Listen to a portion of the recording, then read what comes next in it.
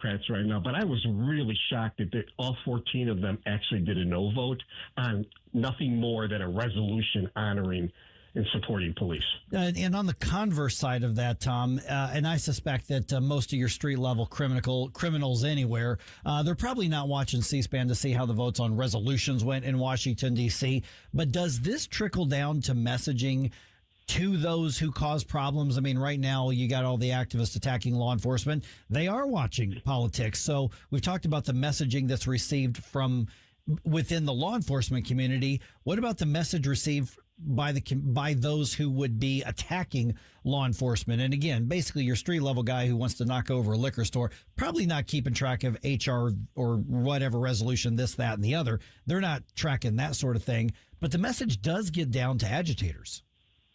Yeah, for sure. It already get like for example, individuals that are criminals or committing crimes these days, they fight with police all the time. They flee from police. You see it every day. Mm-hmm. Foot pursuits, car pursuits, because there's no accountability. And when you feel there's no accountability, these criminals feel there's no accountability, they're going to walk out the door, even if they do get arrested, which they do in Illinois. Mm-hmm. You get arrested on many of these, felony crimes, and you get a notice to appear, and you leave the police facility or you leave first appearance court, and then you have this type of resolution that only supports the fact that the police have no authority. That's that type of atmosphere. Oh, nothing's going to happen to us.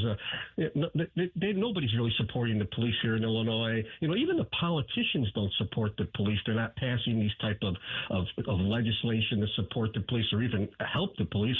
That does trickle down. It trickles down to where we're not listening to you. Chaos takes place. Lawlessness takes place. You can see it in street takeovers, pursuits.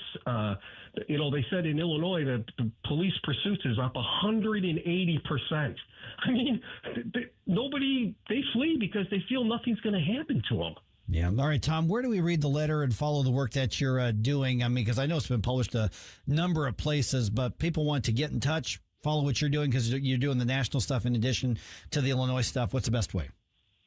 Yeah, the best way is to go to Awake, Illinois. I serve as I was appointed as a fellow of law enforcement for Awake, Illinois. They post all of my stuff there. They have a blog there. If you know Shannon, she's a great individual. So they do that. And I also serve as on the advisory council for Citizens Behind the Badge, which is an organization out of McLean, Virginia, a national organization that advocates for police and policing. So either of those entities are great resources for anything that I'm either putting out or posting. All right, I'll go ahead and say it for the first time here. Send in that bump music request for 80s Flashback Friday, which is coming up here, obviously, in just a couple of days. What do you want to hear? Email Jerome or send him a note on social media. This is 101.9 and 94.1 News Talk STL. Talk about race relations. This conversation has completely made me crazy. This is complete insanity. And I'm sick and tired of it. 101.9 and 94.1. I find it to be a conversation starter. News Talk STL. Looking for a fresh eating alternative for you and your family? Head on over to CJ's Restaurant and Bar in O'Fallon. CJ's literally offers something for everyone, from young to old. We're a casual American eatery with a wide-ranging menu of pastas, salads, and sandwiches, all served in a comfortable, warm environment with a family-friendly atmosphere. From vegetarian options to hearty classics. We offer dine-in, carry-out, catering, and even have a banquet room for your special events. Come see us or visit us on the web at cjsofallon.com. Dude, this house is perfect. Crumbs everywhere, sticky counters. I've already texted the colonies. Sweet, I'll bring my 500 cousins. This'll be the biggest ant rager of the summer. Let's party! Wait, what's that sound? Oh, no, it's those trucks with the green wheels. Party's over, man. Party's over. This is Derek, the owner of All Solutions Pest Control. We'd love to help you out. Give us a call today at 636-486-7888 to learn more about our special $67 offer. If a pest-free home is your goal, call All Solutions Pest Control. When the storm hits and a tree comes down, you need someone you can trust right now. OLI Outdoor Services in Godfrey is on call 24/7 for emergency tree removal, trimming, stump grinding, and land clearing. Serving Illinois and Missouri with licensed, insured professionals and over 200 years of combined experience. Tree removal starting at just $2.99. Free estimates, plus financing. Visit OLIOutdoorServices.com or call 1-888-5-SAWING. Looking for unbelievable deals? Stop by Overstock Outlet in Lake St. Louis or Warrenton, open 7 days a week. Discover big savings on a huge variety of merchandise with no hassle. Just great prices. Visit us in Lake St. Louis on Highway N or in Warrenton on Boones Lake. Check out our Facebook page at Overstock Outlet Lake St. Louis or go online to OverstockOutletSTL.com. Unbeatable value, friendly service, and you never know what we'll have at Overstock Outlet. People ask all the time, who the heck is Low Cost Airlines? Well, we're not just one airline. When you're talking to us, you're talking to everyone. We are the discount supermarket for all airline tickets. Plus, we have all the airlines and always have the best prices. American, Delta, United, plus all the specialized international airlines and a lot more. And we make it easy. We guarantee you'll talk to a live human in 60 seconds. You can have the rates you need and have your trip booked in 5 minutes. Now, how cool is that? And remember, when you're talking to us, it's like talking to every single airline available with one fast phone call. All you need to do is call and find the best prices to fly wherever it is you want to go. So are you ready? Call Low Cost Airlines right now. 800-515-2397. 800-515-2397. 800-515-2397. That's 800-515-2397.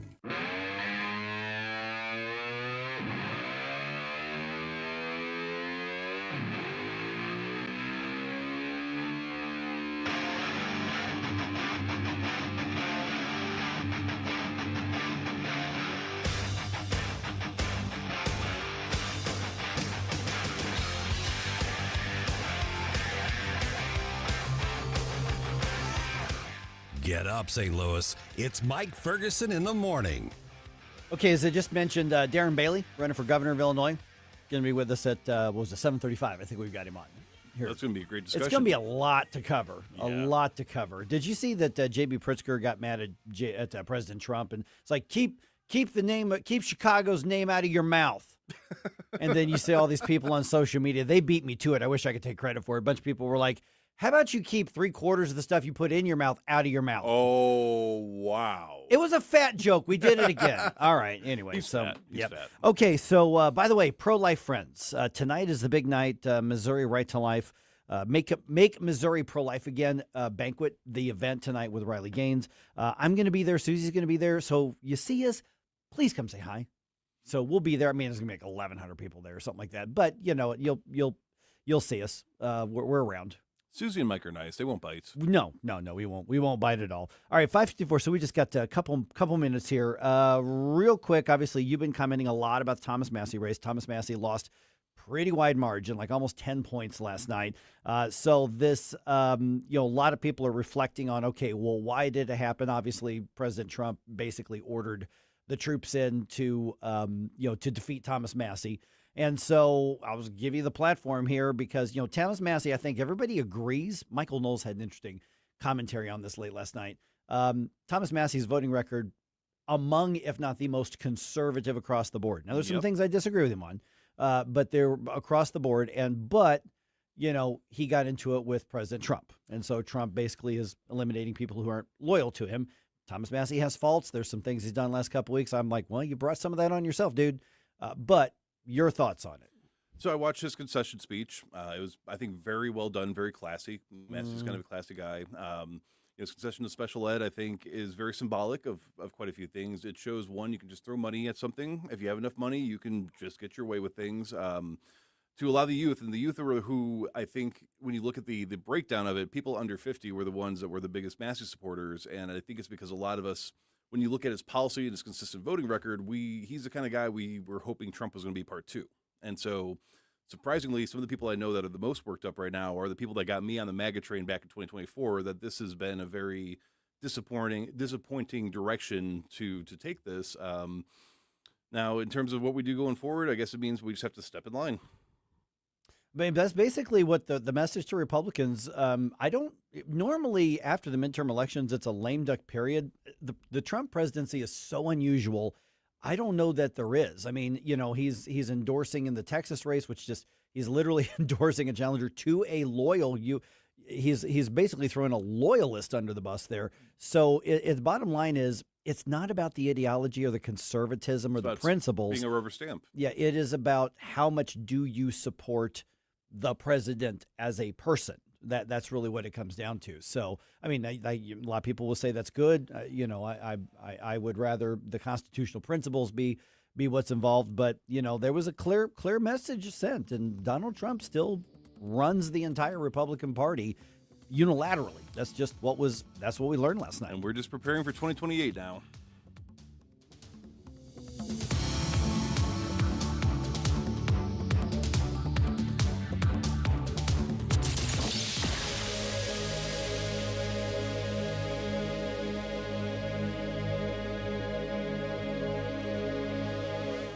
For 140 years, Moolah Shrine has been bringing men together from all walks of life for one simple mission: having fun and helping kids.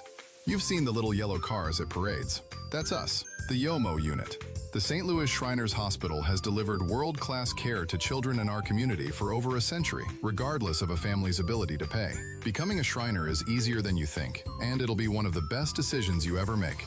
Visit beashrinernow.com. That's beashrinernow.com. Columbo here for my friends at Bluff City Outdoors in Alton. The knowledgeable staff at Bluff City has served the St. Louis outdoor community for decades, and they can take care of all your bow hunting needs, all your trapping needs, all your fishing needs, and more. Plus, while you're there, you can schedule a trip with a local fishing guide and shoot in their archery range. Bluff City Outdoors is open 7 days a week, 1 mile east of Fast Eddie's at 2813 East Broadway in Alton. Follow them on Facebook and at bluffcityoutdoors.com. Dozens of out-of-state law firms are crashing into St. Louis trying to get your business. My advice, rely on a hometown firm. Under Law has been here for years. Their lawyers raising their families right alongside yours. And when you're injured by someone's careless actions, you are entitled to full compensation. You want lawyers who will not bend to big insurance, but will stand defiantly protecting you. Under Law, O-N-D-E-R, underlaw.com. Under wins. Missouri's laws are clear. Unregulated gaming devices are illegal. Companies have been telling businesses that gray market machines are legal. That's wrong. Don't be scammed. If you have these devices at your business, you could be subject to criminal and civil penalties. Unplug and remove these devices today. If you've been approached to host illegal game machines, call now. 800-523-1434 or visit ago.mo.gov. Sponsored by the Attorney General's Office. Lower your car payment today. Lower your car payment today. Yes, you heard us right. You can lower your car payment right now by making this free call and save up to $1,400 a year on your current car payments. Think about your current car payment right now. What's that costing you per year? Now think about what it would be like to put an extra $1,400 back in your pocket. That's the average savings our customers experience. We can help you drive the same car and pay less every month by lowering your car payment's interest rate to as low as 4.67%. At Rate Genius, we can work with you to refinance any car payment. If you qualify, it costs you nothing to find out how you can lower your car payment. To learn more, call this number right now. 800-493-5670. 800-493-5670. 800-493-5670. That's 800-493-5670. KLGY HD3 Clayton, K270BW Bellefonte, KNBS Bowling Green. This is News Talk STL at 1019, 94.1, and always streaming at NewsTalkSTL.com. Thomason. Although he wasn't running, candidates he endorsed were, and President Trump fared quite well in yesterday's Republican primaries in a half dozen states, perhaps the highest profile contest, a GOP House race in Kentucky. I have called and conceded the race. Republican Congressman Thomas Massey has criticized the Iran war, pushed for the release of the Jeffrey Epstein files, and voted against President Trump's big tax bill last year, repeatedly drawing comments like this Tuesday. Thomas Massey's a terrible congressman. He's been a terrible congressman from day one. And a Trump-backed primary challenger, Ed Galrine. I want to thank President Trump for his support, his endorsement, and his counsel Massey, the latest Republican lawmaker to lose after being declared disloyal by the president. I'm Ben Thomas. 7 out of 10 Republicans surveyed for new AP North poll approve of the way the president's doing his job. He gets generally high marks for his conduct of the Iran war and immigration. Wildfires are firing up again in Southern California. 17,000 homeowners under evacuation orders as the Sandy fire burns in the hills above Simi Valley, northwest of Los Angeles.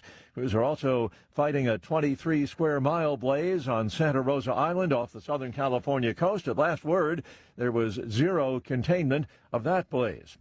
The 2 teenagers who shot and killed 3 people in an attack on a San Diego mosque were radicalized online where they first met. That's according to investigators. Investigators say they left behind hateful writings that targeted various races and religions. Watching Wall Street this morning, the Dow futures 92 points higher. NASDAQ futures up 197 points. The S&P futures better by 26 points. More on these stories at townhall.com. Hey, if your loved one is aging but still mobile, still values their independence, there's a simple tool that keeps them safe and keeps you in the know. I am proud to tell you about Safety Plus by Connected Caregiver. Safety Plus is a wearable device that alerts you immediately if your loved one has had a fall. They can wear it as a necklace, on their belt, but there's even a great watch option. There's even a simple push button on the device allowing mom or dad instant access to emergency services. As you age, it's not like you plan for a fall. Suddenly your knee might lock up. There's an uneven surface, wet floor. There's simply no excuse to not wear something discreet that keeps you safe and can keep you at home longer. That's Safety Plus by Connected Caregiver. To see if you qualify for a free device, call 888-870-8020, 888-870-8020, or visit ccgoffer.com, ccgoffer.com. Again, 888-870-8020. With Connected Caregiver, peace of mind is just a phone call away. The latest on a from the Michael's Flooring Outlet Weather Center. I'm meteorologist Shane Scotch with your first alert forecast. We're going to be tracking highs a little bit cooler today, back towards the upper 60s. Mostly cloudy skies, then into Thursday, temperatures a couple degrees warmer towards the lower 70s, still looking mostly cloudy. By Friday, things are dry until the evening hours, could be tracking some scattered showers. Once again, temperatures into Saturday and this coming weekend ahead going to continue to rise back towards the lower 80s, still seeing some isolated chances of showers and storms each day, but a lot of dry time still mixed back in for the weekend. From the First Alert 4 Weather Center, I'm meteorologist Shane Scotch. This hour of News Talk STL brought to you by Chris Cooper and Serenity Wealth Management. Business owners, download your free playbook for financial clarity at SerenityWealthBiz.com. That's SerenityWealthBiz.com. Hi, I'm Dr. Alan Link, owner of the Dental Link. You've heard ads about teeth in a day, but did you know that you will be chewing on plastic, acrylic teeth? Here at the Dental Link, we can give you porcelain crown and bridge teeth utilizing mini dental implants that function much more like real teeth at about half the cost. Plus, mini dental implants are less invasive, less painful, and your recovery time is much shorter. Give us a call at 314-794-6464 or simply visit us today at thedentallink.com. License number GL250000615. Hey, Dad, what causes drains to clog? Grease, hair, soap scum, and tree roots. Tree roots? This town has old pipes and big trees. They find each other. They grow inside pipes? They bust into pipes. Whoa. Once they're in, the water stops flowing. Can we fix it? The big green grasser machine can fix any clog. Green is always grasser at grasserhomeservices.com. On the next Larry Connors USA. The story behind the story. May 2011, a major outbreak of tornadoes. Hardest hit, Joplin. Larry Connors USA. Now weeknights 6 until 8 on News Talk STL.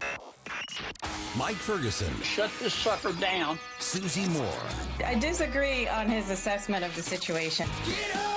Get up, can't you hear the alarm? Get up, St. Louis. You're not supposed to lie, but you're definitely not supposed to lie when you're under oath. Mike Ferguson in the morning on News Talk STL. Okay, the data center thing. We're not done with it. Of course we're not. We're not done with We've this. only just begun. Okay, so the big story in April, one of the big stories in April, is that voters tossed 3 Festus City Council members out on their keisters who had supported the data center. I think wasn't there actually 4 who were voted out, but one of them was like a casualty. He's like, I didn't vote for it. Right. And you just threw us all out no matter what. Well, that leaves the other 3 council members who were not up for re-election, and then the mayor who was not up for re-election. Right, but was facing potentially a recall. He is now facing a recall. I haven't read ahead here. And so is every other member of the council in Festus. The ones who were really mean it. Yeah. So and then this is before we even get into the St. Charles City thing that happened last night as well. As a matter of fact, let's just do that because that's just going to take a couple of minutes here. 6:06, by the way. We got Susie here and Jerome here, and my name's Mike, and the St. Charles City, we're talking about city, not the county, but the city council last night voted pretty overwhelmingly. There was only one vote against this, but they voted overwhelmingly to essentially ban the construction of any data centers ever, like permanently within the city limits. And so the way that they did that, the way that I'm understanding their ordinance, is essentially having to do with defining what's going to be allowed in different zoning things and warehouses and all that kind of stuff. But the point is that they have said we will not allow data centers to be constructed in the city limits of St. Charles City. Now, there are some parts of St. Charles City that are not developed and built that would have been candidates for something like this, but they have said no. And this goes on because, remember, they had recently passed basically a 1-year moratorium that did that, 2-3 months ago, something like that. And they did 1-year moratorium basically saying, okay, everybody cool your jets. Let's have a conversation about it. And then we'll revisit after we have hearings and conversations and learn more, which actually is not a bad approach at all. But last night, under a lot of pressure from people in the city, the council voted overall saying, okay, you can build it, you just can't build it here. You know, we're not going to deal with it. Wash our hands of it. You don't have to go home, but you can't stay here. You don't have to go home, but you can't stay here. So the city of St. Charles, unless there is some lawsuit at some point challenging that ordinance, they will not have any data centers in the city. Interesting. I mean, I think that you can probably attribute that to reading the room. Oh, yeah. I mean, the public sentiment, at least the public comments and pressure, were clearly one direction on this. Yeah. And that's been pretty much across the board. You know, the fire, the activism is on the anti-data center side of things. Right. Is it all warranted? Is there maybe a little bit of alarmism? I feel like there might be some element of that. I'm not exactly sure to the extent that's maybe being ginned up or is not organic. I'm not sure who's motivated by that, or I mean, who's motivating that. But, you know, if you're an elected leader of a municipality and the vast majority of your residents say, no, we don't want this, even if you think it might be good for the community, I mean, you really do have to weigh that, particularly if you want to continue being in that role. Right. Our friend Jeff from Facebook, just lost the comment here, is asking, could you please educate me? What is supposed to be so wrong about data centers? How much is true and how much is propaganda? Yeah, see, that the true and propaganda, question. that's the billion-dollar question at this point, because let me hold that over, because we talk about what's happening in Festus now, is that the folks who were upset and motivated enough to throw out every single member of the county council who was up for election this year, and it was 100% over the data center thing. Oh, yeah. Now they have filed 4 recall petitions with Jefferson County, which is where you go through on these things. The county clerk says, okay, they've got 10 days now to verify the signatures, but the county clerk told the local reporters on this, she goes, it sure looks like they've got it, but we'll get back to you in about a week and a half while we verify the signatures, but it looks like they've got enough to put this on the ballot. And so every member who's supposed to be up for election, I guess it'd be next year in April, they are likely going to face a recall vote in November.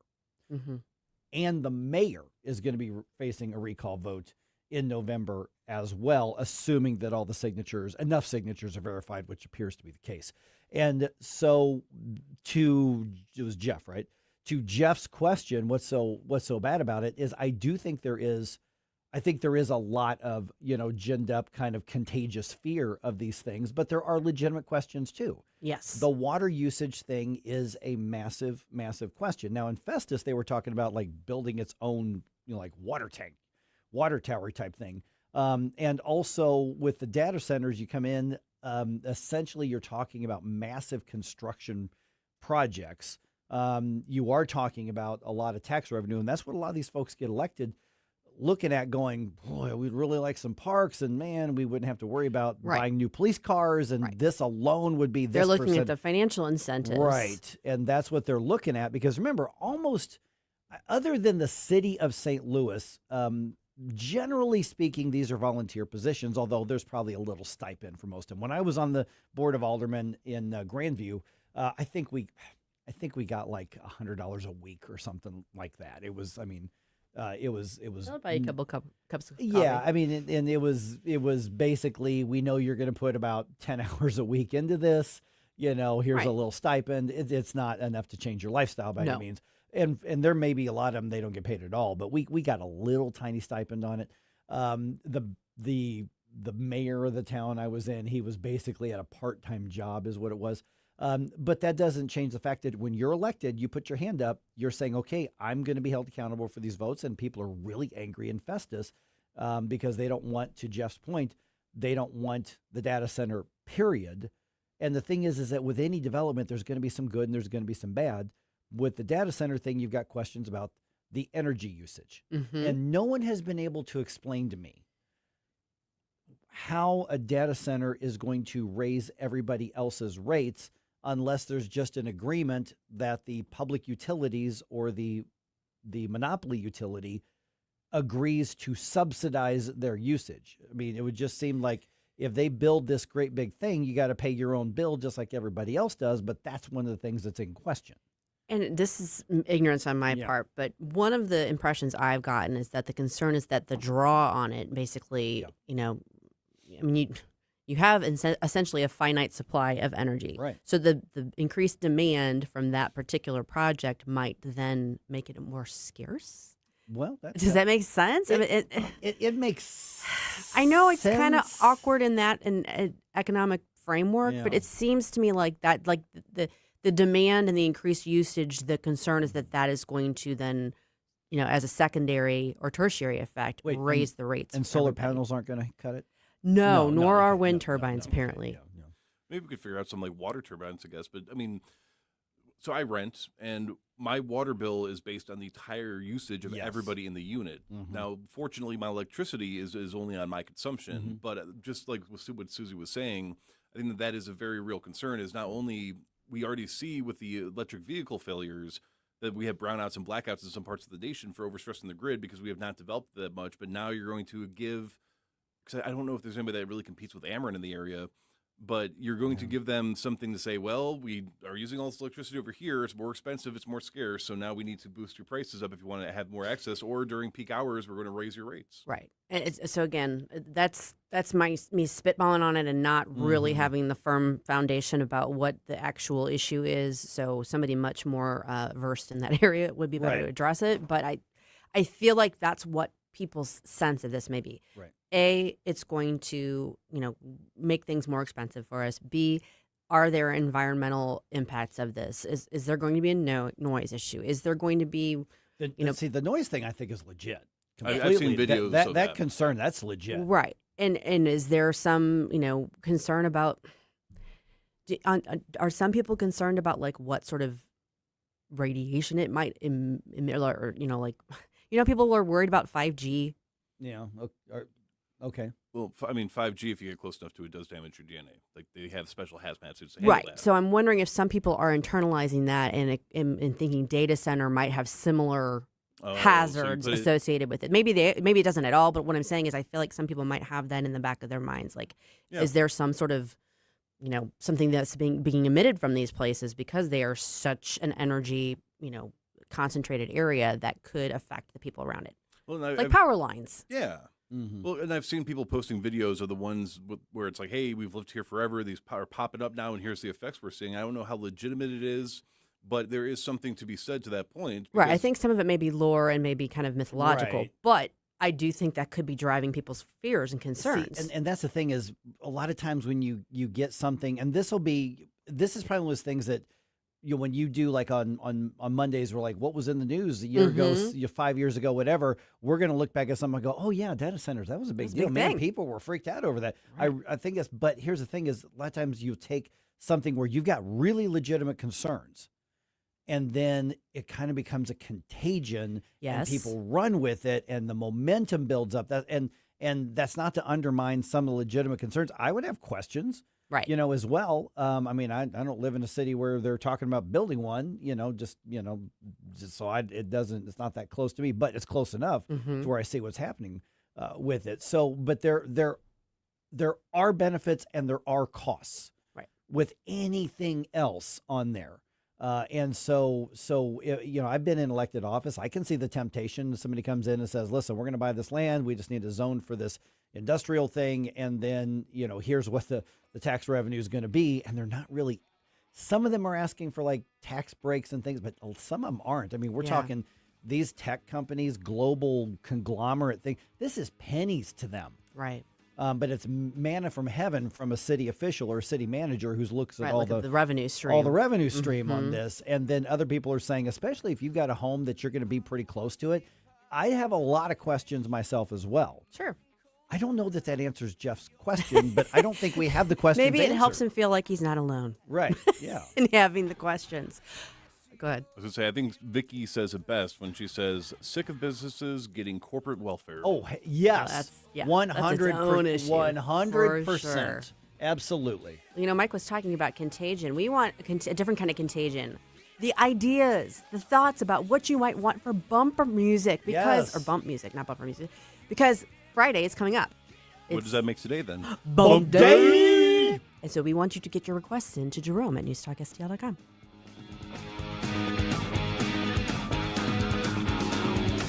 To give me more information. Morning people are good, pure, moral, honest, hardworking, and upright. Night people are bad, immoral, dishonest, lazy, and downright. Stop right now. I have had enough of this. Turn my eyes to your indifference. Where did that liner come from? From the great Larry Connors. Oh, my goodness. All right. You know what other things that morning people benefit from? You get to be first in line when you get that treat. And I'm talking about Mario's Donuts, people. Mike Ferguson here for Mario's Donut Restaurant. Mario'sDonutRestaurant.com. That's the website. Listen, they're open. Put them right in your maps, and you can get there before the rush gets in. There have been times where I have learned that particularly on Wednesdays when somebody talks about Mario's, that you go in there, and if you're too late, then they have sold out of some of their freshly made donuts and pastries right there. But if you're also saying, but Mike, aren't you the healthy food guy? Yes, but even I can have a treat every once in a while. You can have a donut. It's not going to kill you, especially one like Mario's. Listen, everybody here will vouch. We get Mario's about once a week, but every once in a while, somebody brings in donuts from somewhere else. Hey, the donuts, they're tasty, but they're just not the same. It's just not as good. But Mario's also has all kinds of food. They've got a complete menu. It's available at mariosdonutrestaurant.com. Everything from, your eggs and your wraps and your omelets to tiramisu and dinner. You name it, they can do it for you. So check it out. They got a cool coffee shop there too. Donut and coffee shop. Hang out. Have a cup of coffee, visit with friends, enjoy some time there, right there on Mugie Road. But just put in Mario's Donuts. It'll take you right there on your maps. MariosDonutRestaurant.com. Just don't eat all the ones with the sprinkles, because those are my favorites, because sometimes I have the sweet tooth of an 8-year-old. No pain, don't Rhino, go Rhino Shield. Never paint your house again. Rhino Shield. Never paint again with Rhino Shield. Listen to what a couple of happy customers have to say. My family's business is over 10,000 square feet, and it did not have the curb appeal I wanted. Our building was really faded. You came out, you gave me all of these options that would fit my building. I don't want to have to paint my building again. 25 years is a long time to not have to worry about the outside maintenance of your building as far as paint. That's a no-brainer. That's why Rhino Shield worked for me. What a wonderful job they did. It's beautiful. They were very thoughtful, kind, considerate guys. Appreciate all the work that these two young men did. Call Rhino Shield, 877-25-RHINO, 877-25-RHINO, or 877-25rhino.com. See what we did there? Genius. Tell them, ladies. No paint, don't vinyl, go Rhino Shield. Never paint your house again. Rhino Shield. Concerned about the condition of your windows driving up your energy bills? I was too. It's only called STL Windows and Doors. Their Provia windows combine old world craftsmanship the professional way, the Provia way, with over 65 years of combined experience, locally owned, offering competitive pricing and personalized service that the big box companies can't match. Call today for your free in-home estimate and start saving tomorrow. 314-277-5952 or stlwindowsanddoors.com. This hour of Mike Ferguson in the Morning is brought to you by Stifel. Request a portfolio review from your Stifel financial advisor at stifel.com. That's STIFEL.com. I don't feel safe in this world no more. I don't want to die in a nuclear war. I want to sail away to a distant shore and make like an ape man. I'm an ape man, I'm an ape man, no, I'm an ape man. I love that you're starting your day off right with Mike Ferguson in the morning. It's your boy Joe Pags. Talk to you tonight. But now let's get back to Mike. Okay, I'm going to start off asking a really, really weird question, and I'm not trying to be funny here. Okay. Okay. Is there a connection between anti-Semitism and the attack on the mosque? Okay, that question in and of itself just doesn't make any sense sonically or grammatically or content-wise. But there's a connection. Yes, and it could make sense. Yeah. And so we mentioned this yesterday that we there's a lot more we don't know about this attack on this Islamic Center in San Diego. We know basically, I think we left it off yesterday, Susie, basically saying what we don't know essentially dwarfs what little we do know about what happened out there. So a couple minor things, like for instance, the last name of one of the attackers, it was being reported was Velasquez. It's Vasquez. Mhm. So, okay. So we got that correction, but there's and I saw Stacy's article on RedState. I also looked up some of the local coverage in San Diego on this. There was an extensive manifesto. Yes. That's being reported to have been found. Law enforcement says they found it. There is an activist who has done work with some national groups, conservative groups. She says that she's obtained it, and she says it's over 70 pages long. I don't know anything about this activist who's posted about it on social media, but so essentially she's putting screenshots out. So for the sake of discussion, it appears that she's got the manifesto. I just want to couch this by saying I can't vouch for her directly. And I can vouch for her indirectly. Yeah. She is actually known to my boss and to other coworkers. They've actually met her, worked with her, and basically the skinny is that she's legit. Okay. So I What's can't her name vouch again? for Amy Reichert. Amy Reichert. I can't vouch for this 100%. I want Right. to be very careful about that until law enforcement specifically agrees, yes, this is the manifesto. We do know that they've acknowledged that there is a manifesto. Yes. And their overall thing does not conflict with what she's reporting. Correct. So, yeah, we have to take this carefully, but So here's what we can draw from what the police have said. It's fair to say, basically, because we asked the question, we were talking yesterday about, regardless of what we think of any particular religion, in this case, Islam, and I don't think much of it at all theologically. Okay. I mean, I don't think it's morally or theologically equal to others. That's my personal view, which I have a right to do. They have a right to do. They have a disagreement with things that I believe. Mm-hmm. But the idea that you're targeting somebody based on your faith or your religion is just plain evil, regardless of what I think about your theology or your faith. Right. And I don't change that at all. What's been, I think, a curveball in this reporting is the police have said, they kept talking about there's a lot of hate involved, but they were very careful not to go too deep.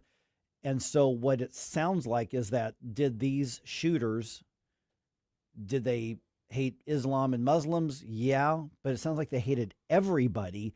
And there was a tremendous amount of anti-Semitism in there as well. And there was, if the videos bear out to be true, swastikas, white nationalist, white supremacist markings on their guns. The 75-page manifesto had a lot of references to that.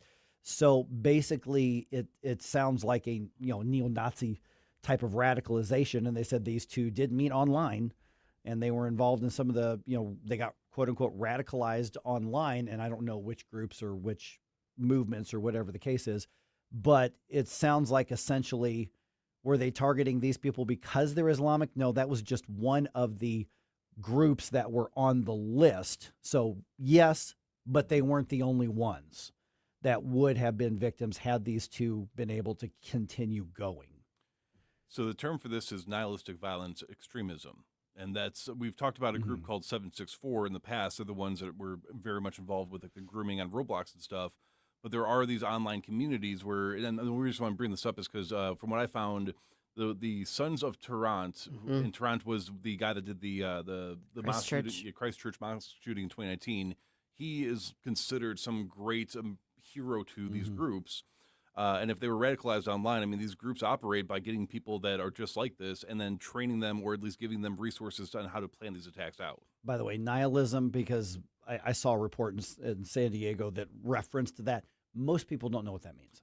Okay, nihilism is basically all religions are empty and false. There's no truth. There's no point to life. Nothing matters. That's essentially nihilism. Literally, yeah. Life is, there's no point to even living. It's a futility sort of mindset. Just so when you hear that word thrown around, that's what nihilistic means. So and it has nothing to do with a specific established ideology. It's literally just causing harm for harm's sake, basically. Right, and that, assuming that the information about the manifesto is correct, is replete. It's throughout the manifesto. The person writing it or persons writing it were basically like, we know we're going to die. Right. We're good with that. The other thing is that it does seem like, based on what's being reported, the desire was to start essentially a race war. Yes. So in that with that framework, the idea is you go after any group or person that's going to be provocative to other groups to create this sort of animosity and escalating violence situation. So that's the way that it does make sense to the extent you can make any sense of this level of depravity. Yeah. And of course, they claim that they were Christians, which clearly their behavior does not reflect that. Obviously. Seem to have missed the memo on what that's about, apparently. Yeah, just a bit. Yeah. So in this case here, that doesn't change who the victims are, and that they were targeted for their religion and apparently their race as well. That doesn't change the level of evil that we talked about yesterday. It just looks like they may have been maybe the easiest access target to go first. Right. It could have been any others. I think I might be wrong about this, but I feel like there's a synagogue in close proximity with this facility as well. The other thing to keep in mind is what it's seeming like is emerging here is this isn't an ideological or political statement as much as it is we hate everyone and want the world to burn statement.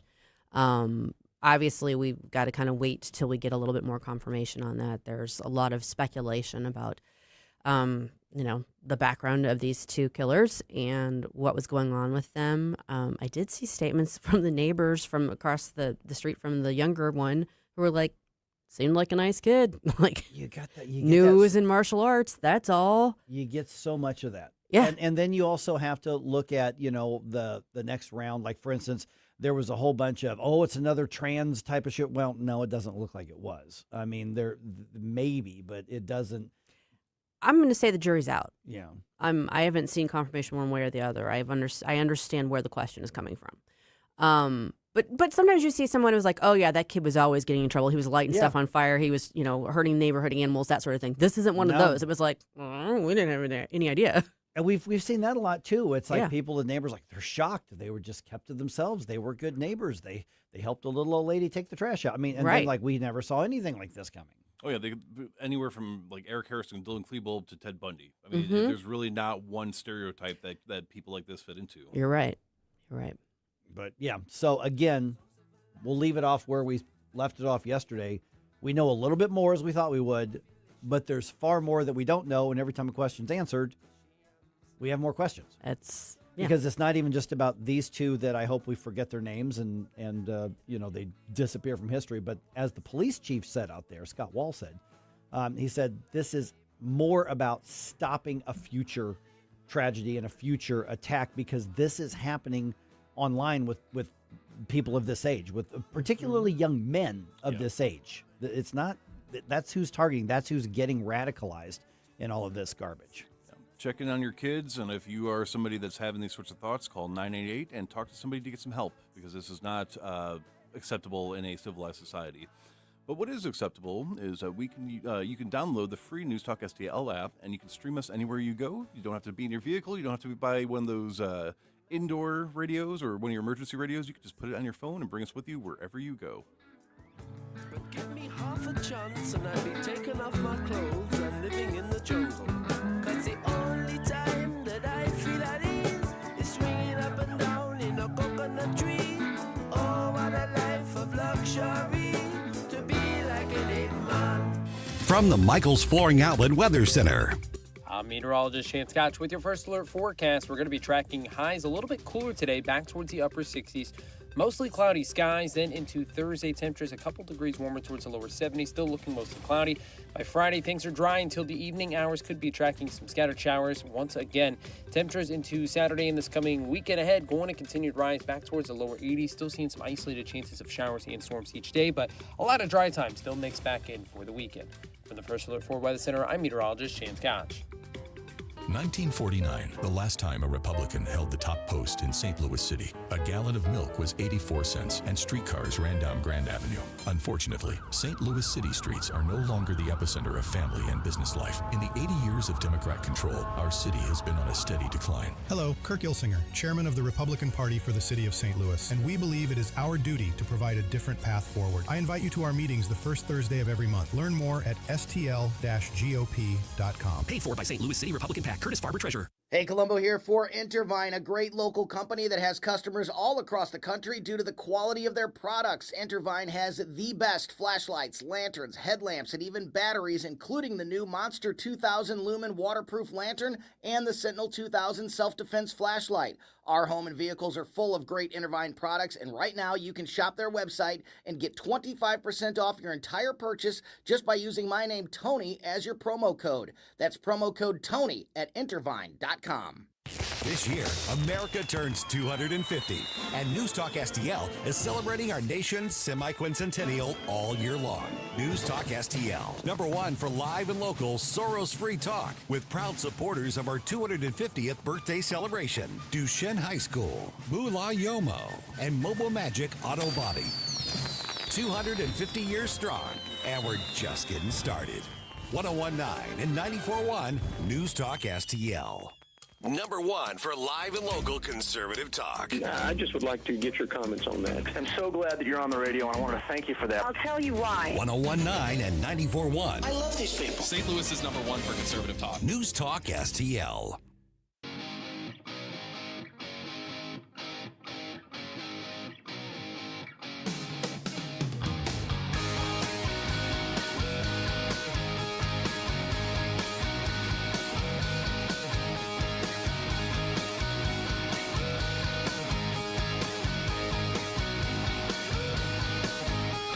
Hey, this is Carl Higbee, host of Frontline on Newsmax TV, and you're listening to Mike Ferguson in the morning on News Talk STL. All right, pro-life friends, let's hang out tonight. Yeah, we're going to hang out with a lot of our friends, our closest pro-life friends tonight, Susie. All right, we'll tell you how to say hi tonight. Hopefully, you're going to be there as well. All right, but as always, we recommend you keep RedState.com close by and keep it up on your browser, your tabs, maybe as part of your news resources. So, Susie, what should catch our eyes today? Let's put it that way. This is the Red State Rundown.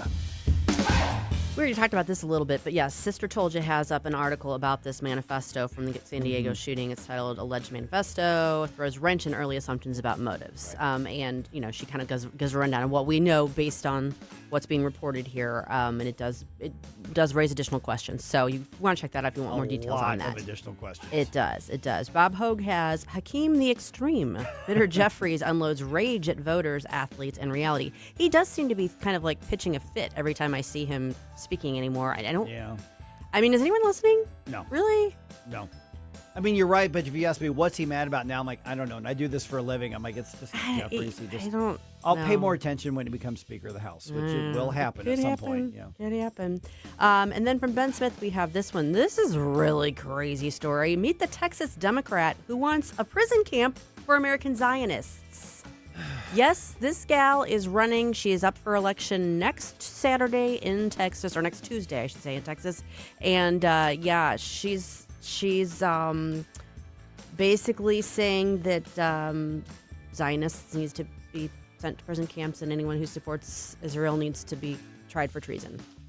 If only there were any historical precedent to that line of thinking to see how that turns out. And anyway, if you want to find out more about who the heck this lady is, you can read Ben's article at redstate.com. Jeez. All right. So 6:36 right now. Okay, so Susie and I are going to be at tonight's Make Missouri Pro-Life Again banquet. The one with Riley Gaines. And by the way, if you want to catch our discussion with Riley Gaines, that is up at the News Talk STL Mike Ferguson in the Morning podcast as well. You've done this banquet before, right? I have not. Yeah. Oh, I went. I have. It's like 1,100 pro-life people. It is such a cool, positive vibe. I anticipate this event's going to be even better than last year's for a variety of reasons. And so Susie and I are going to be there. If you're going to be there, and I know there's going to be a lot of people who are listening and watching us right now going to be there, please find us and say hi. Yes. We really want to chat with you real quick, and then we'll see you at the banquet. It's really a cool event. And one of the things, when you drive in off of 70, assuming you're coming, I would think from where you live, you're coming in from 70, that you're going to drive through that roundabout right there by the convention center. It's going to be a very, very colorful display of protest signs and variety of colored hair and nose rings and all that kind of stuff. So I actually enjoyed that last year as much as anything, just because you're going to get yelled at, and it's pretty funny. Okay, cool. Yeah. Looking forward to it. Love getting yelled at. Yes. Yeah. My favorite thing. Yeah, precisely. And they'll have up the signs and everything. But yeah, Riley Gaines is going to be in town tonight. So that's going to be a great event. I'm looking forward to it. Keep track of the News Talk STL social media. We will have some pictures and things like that as well. Okay, let me, I got a really cool press release last night. Now, I get a lot of press releases that are sent to me every week, which is great. But I got one from Vitality Women's Clinic in Godfrey. Now, Stuart McMillan from The Lion was telling us about them a few weeks ago whenever he was here for the first time. And I think he probably gave them my contact information. I'm really glad that he did, because I get this press release from Vitality Women's Clinic. Jackie, their executive director, emailed me.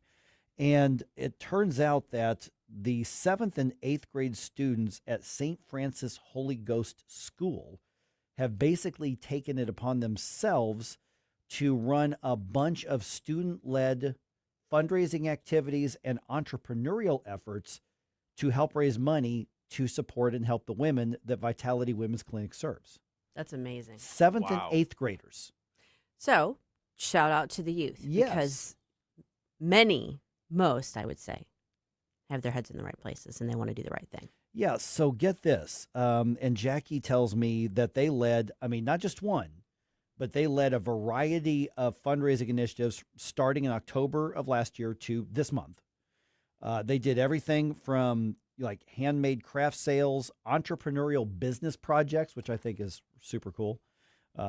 Sales, raffles, shoe drives, some of them, did work and then volunteered and then turned in the payment to help this. Sports camps, community events, innovative campaigns, all sorts of things that they listed. So an 8-month constant effort, and they raised, did I mention that these are 7th and 8th graders? Yes. Yes. So we're talking 12 and 13-year-olds, basically.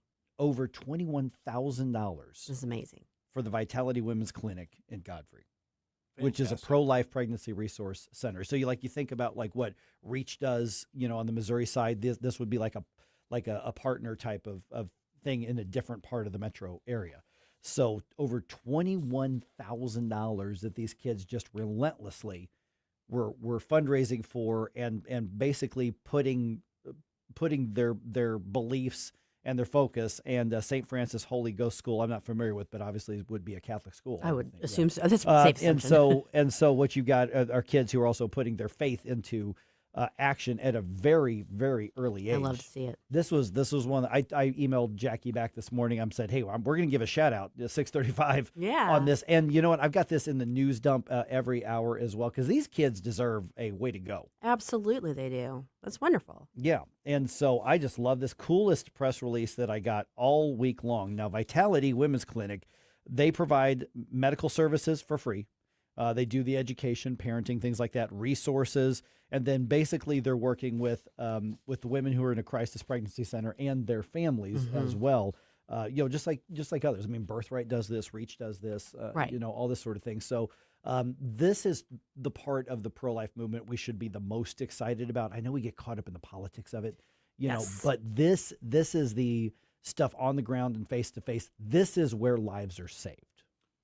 Yeah, those children deserve praise for all the hard work they do, but I also want to applaud the parents because this demonstrates that when you raise your kids right, they grow up and they be productive rather than marching around schools and playing in traffic and trying to do some nonsense revolutionary protesting. So right, when you try and present them with ways to live out their faith in a positive, way, it pays off. I mean, here's the thing is that these kids are going to grow up, or even at some point, they're going to run into somebody and meet somebody who went to Vitality, chose life, and then at some point, these kids are going to realize that raffle that I did, that project that we did to raise money, that volunteering at the sports camp, all of that resulted in this human being right in front of me. I mean, if you're talking about seventh and eighth grade, imagine 3-4 years down the road or 5 years down the road, they're a high school senior, they're in college, whatever.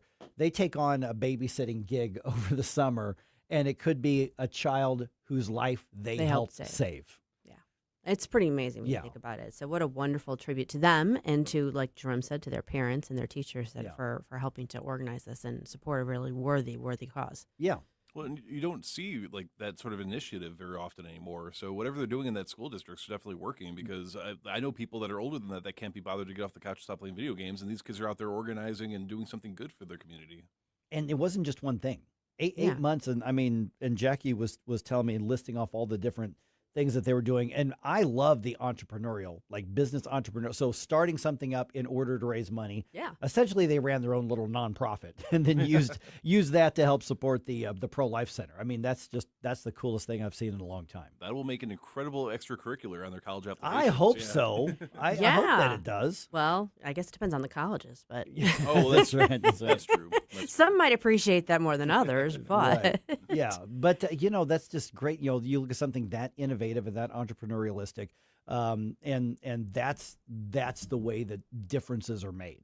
Yeah. And then there's some of these kids who are going to go the rest of their life, living out whatever it is they're going to be, and they're never going to meet these people, but they're going to know that they had a hand in helping women who are in crisis, helping fathers who are in crisis, helping entire families, and ultimately there will be somebody on this planet doing something who they are alive because of the work that these kids did. And I hope that that's a realization they come to sooner rather than later. But eventually, what they've done helped save lives, and that's what's the coolest thing about it. It is, and it's a wonderful dovetail into tonight's event because it obviously just kind of goes hand in hand with it and shows the power of being someone who supports life and not just in theory, not just online in your little arguments, but actually doing something concrete to help promote the concept of it. And not that the politics and the policy aren't important. We're going to hear a lot tonight about Amendment 3. Yeah. As we should. But we have to look at the entire thing as holistic. What is the goal? Is the goal to win in politics, or is the goal to save lives? Is the goal to win an election, or is the goal to change our culture to one that values life and women and families? It's important to keep that distinction in mind. It is. You know what else is important is keeping track of what people are saying about these data centers. The pushback against the data centers around the metro continues. We're going to update you on that in the news dump at 6:50.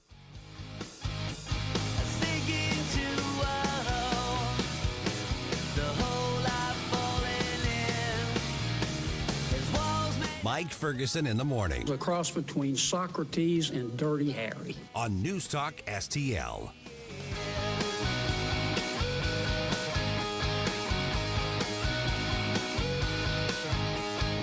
If you have a phone, you have a radio. Download the all-new News Talk STL app Love the all-new NewsTalk STL app. and listen anytime, anywhere.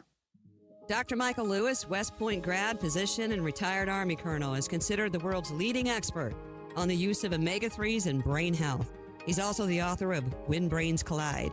Dr. Lewis, a lot of people take fish oil supplements, but how do you know they're working if you're not testing? Elizabeth, I've come across the biggest breakthrough in my 30-plus years of medicine.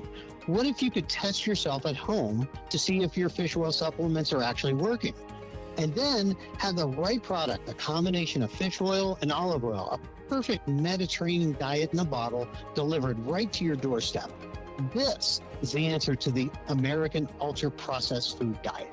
Email me at test@brainhealtheducation.org. That's test@brainhealtheducation.org. Email Dr. Lewis today at test@brainhealtheducation.org and take the first step toward a healthier brain. Your future self will thank you. That's test@brainhealtheducation.org.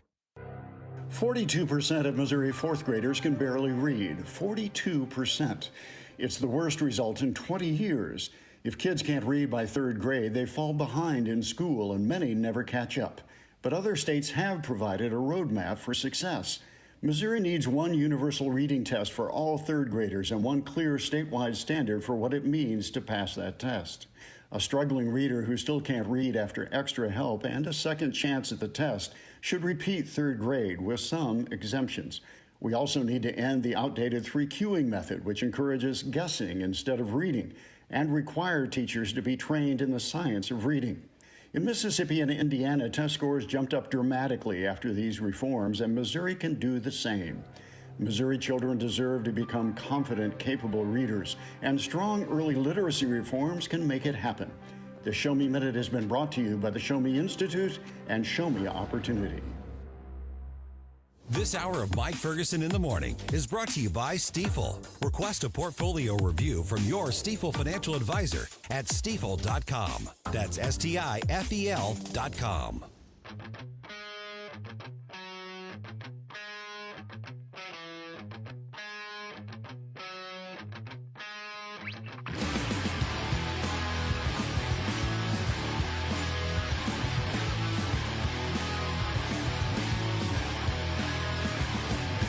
Hey guys, Billy Crow here from Jeffco Patriot Radio. Hope you had enough time to freshen up your coffee, because now we're back with Mike Ferguson in the morning. All right, the battles over the data centers aren't even close to being over here in the metro. I'm fighting my own battle with them. We have to find a way to tell that story later. She I just know. let us in on something. Oh, my goodness. Also, some area junior high students stand strong for life and for women. I know we just discussed it, but I'm going to put it back in the news segment here anyway, because it deserves to be spoken about again. And the Cardinals, you look on paper, man, they are not supposed to be a winning team. Guess what? They are a winning team. I think Scooter knew what he was talking about. I'm telling you, Scooter right now is winning that bet, and I am happy to lose that bet. I'm just saying. All right, coming up on 6:49 right now. Let's do our first news dump of the day. The Morning News Dump. Are you joking? Is this a joke? Listen, folks. The Morning News Dump. Okay, opponents of a data center project in Festus are not done. After defeating 3 council members who supported the project earlier this year, they've now filed 4 recall petitions to oust the mayor and 3 more council members. Those 3 council members supported that data center project. If the petitions are certified, the recall elections will likely happen in November. We'll know in about a week and a half if there are enough signatures to force those recall votes. All right, by a 7-1 vote, speaking of data centers, the St. Charles City Council passed a permanent ban on data centers in the city limits there. This follows the recent 1-year moratorium that was already in place. So they just basically said, okay, moratorium, we're just taking that and we're going to make that permanent, is where they're going with that. Yeah. And like I said, 7-1 vote. There were 3 members who I think were not there, but even if they had all voted the other way, it wouldn't Yeah, have it would made have any gone that way difference regardless. Yeah. whatsoever. Okay, this tragedy in San Diego here. Police investigating the shooting and the attack on that Islamic center. They're investigating it as a hate crime. I'm talking about under California laws there. 3 people are dead, including the security guard, after 2 teenage suspects opened fire attacking the mosque. Authorities found what they call hate speech written on one of their guns. A lot of neo-Nazi and white supremacist type of stuff. FBI San Diego Special Agent in Charge Mark Remley telling reporters that a manifesto was recovered as well, but he's not saying a lot about the details just yet. I would reiterate it's early on in the investigation. We are dedicating every resource the FBI has to conduct a thorough analysis of that manifesto to try to learn what led to this, but I think also more importantly, how can we stop future attacks? And both of the shooters died of what appeared to be self-inflicted gunshot wounds as well. There's an article at RedState.com about the manifesto as well with some more details. Correct. Yeah. All right. Let's see here. President Trump hosting lawmakers at the White House for the annual congressional picnic. And, of course, he's talking about a lot of policy stuff as well. He did discuss the war in Iran, and he is promising that it's going to end quickly. They want to make a deal so badly. They're tired of this. Should have happened for 47 years. Somebody should have done something about it. And it's going to happen, and it's going to happen fast. And you're going to see oil prices plummet. They're going to come down. There's so much oil out there. They're going to come plummeting down. Okay, we've been hearing that's going to happen quickly for a couple months now. Time's the ticking. Yeah, Time's the ticking. We need to define what quickly means here. Vice President J.D. Vance telling reporters during a briefing on Tuesday that the war in Iran is, his words, not a forever war, and he touts what they're calling a lot of progress as well. Okay, there is a update on the trial of Tyler Robinson, the man who is facing murder charges for killing Charlie Kirk. He was in court in Utah on Tuesday for a hearing. Judge Tony Groff, I think is how it's pronounced, Graff or Groff, hearing arguments on two critical issues ahead of Tyler Robinson's preliminary hearing, which is going to be in July. One of them concerns a motion by the defense to close portions of the July hearing and seal some of the exhibits. Okay. Defense attorney Stacey Visser warning that what she's calling reliable hearsay that's expected to be introduced at the preliminary hearing would be subject to an admissibility battle before trial. I really hope you can translate all this here in just a minute.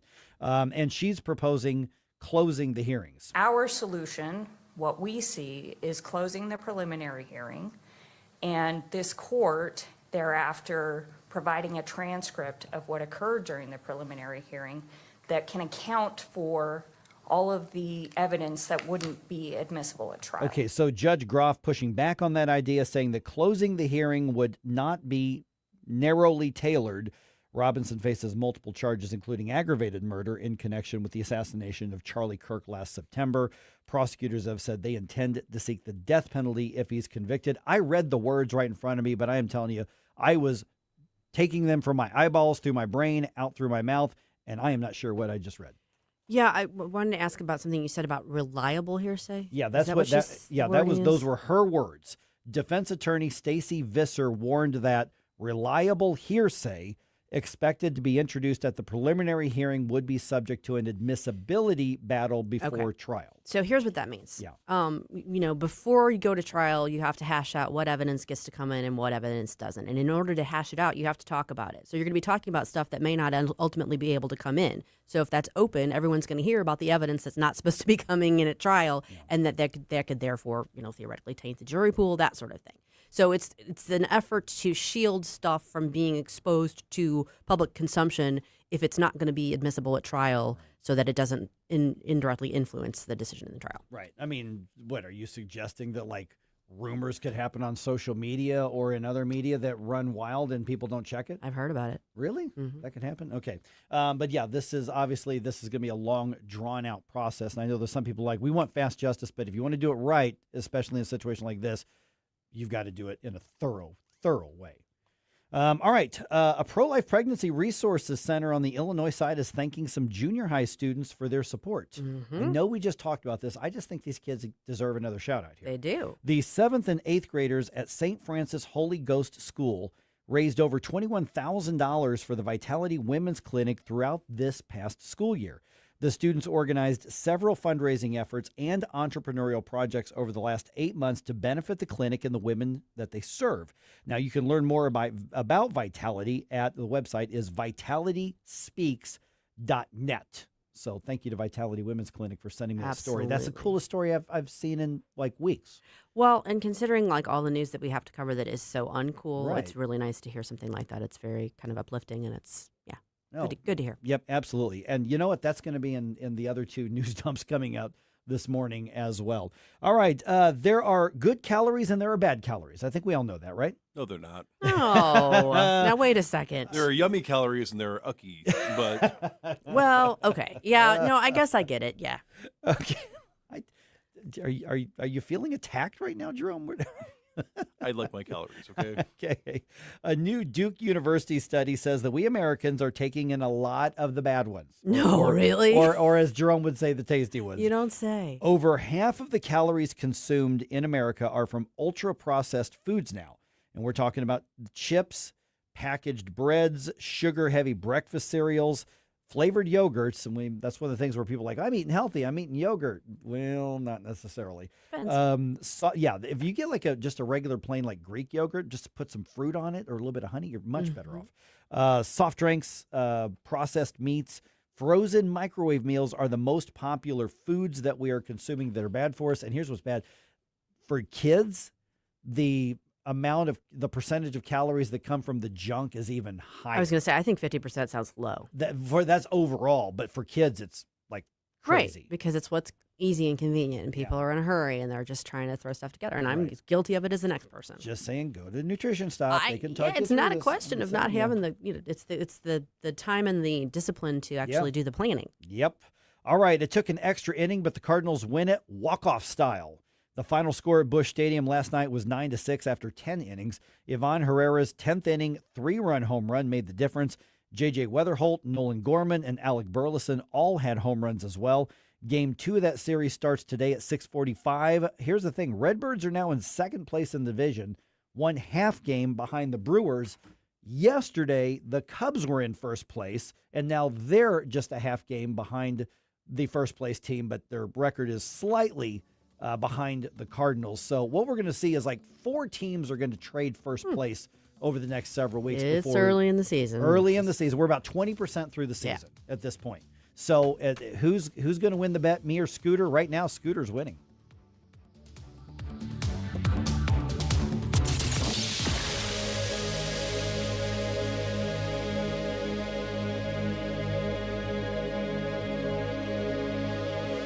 Yo, this is Vic. Vic for Vets is proudly honoring our veterans. Every Wednesday at 11:05, you'll hear about that day's honoree and their incredible service to our country. Hi, it's Ken. You want to nominate a veteran? Send their name, service information, and story to me, Ken, at NewsTalkSTL.com. Brought to you by Heroes Care, Alamo Military Collectibles, Gemini Wealth Group, Michael's Funeral Home, and Freddie's Market. Together, let's celebrate the heroes in our community, Vic for Vets, where honor meets gratitude.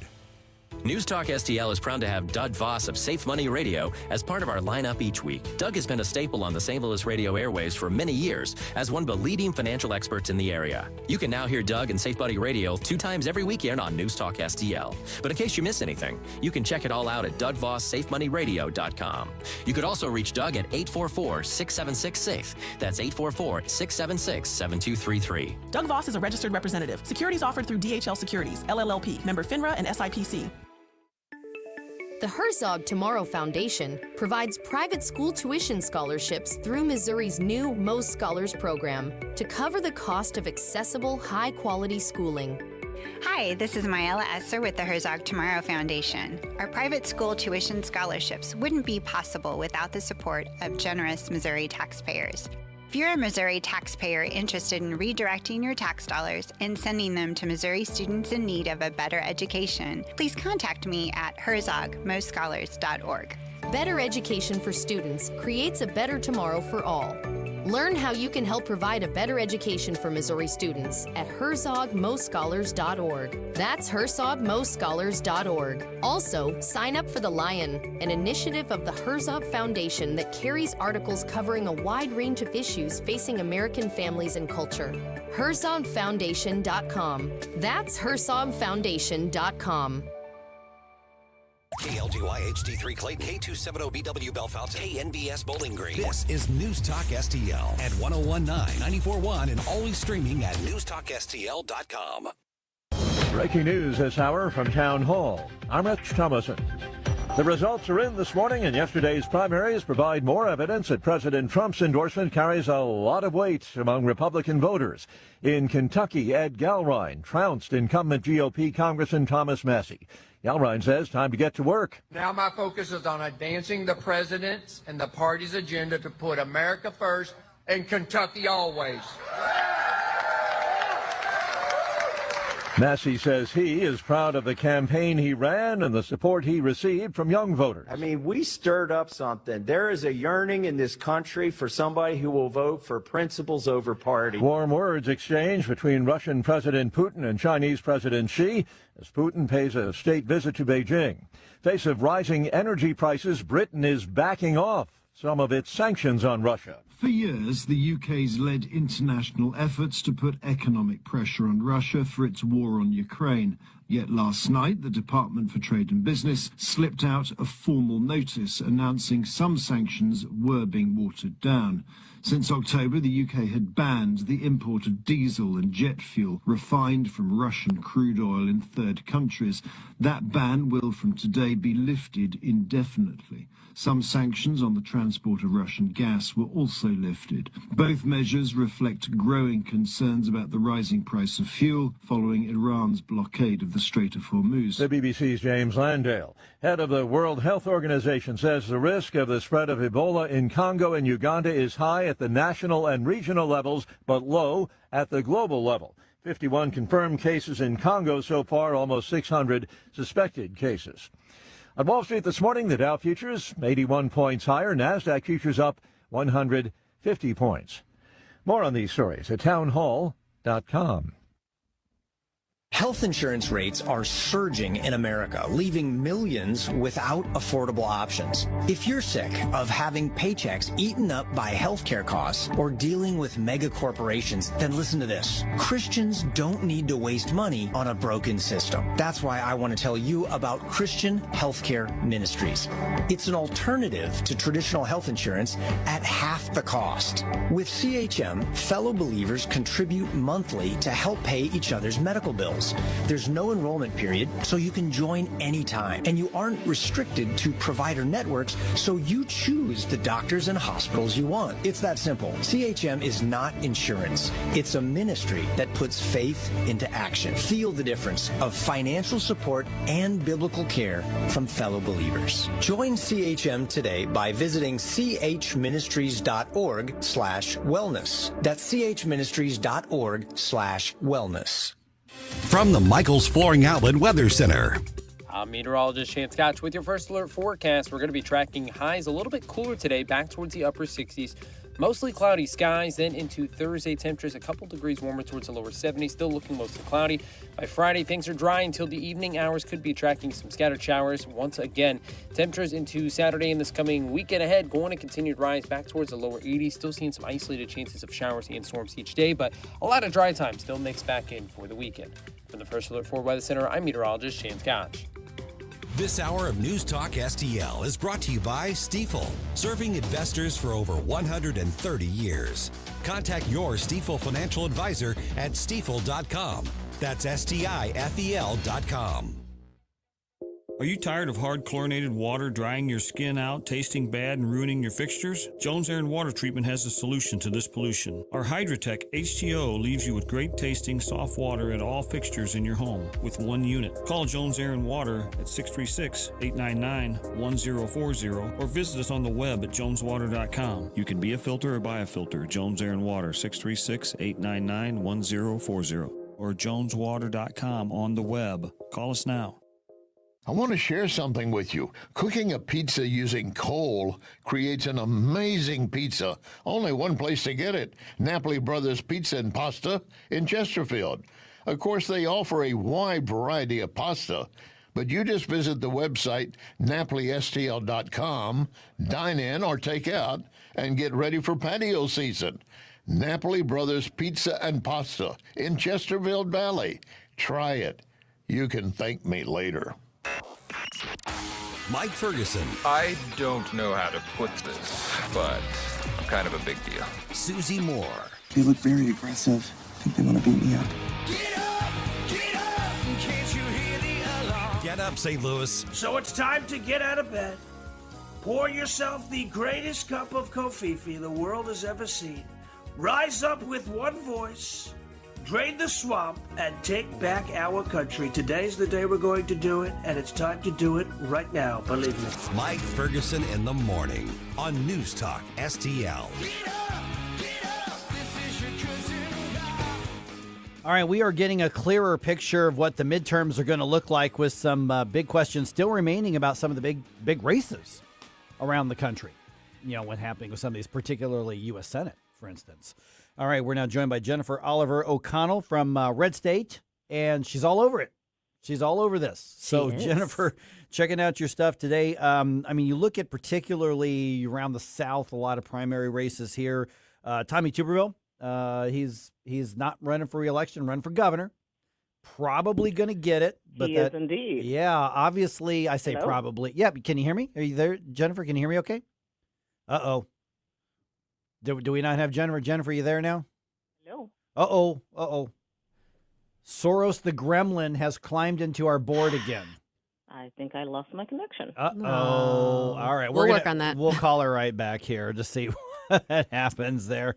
Oh, my goodness. All right. Gremlins, commies. It's Soros the gremlin, once again, crawling in there. That guy, I swear.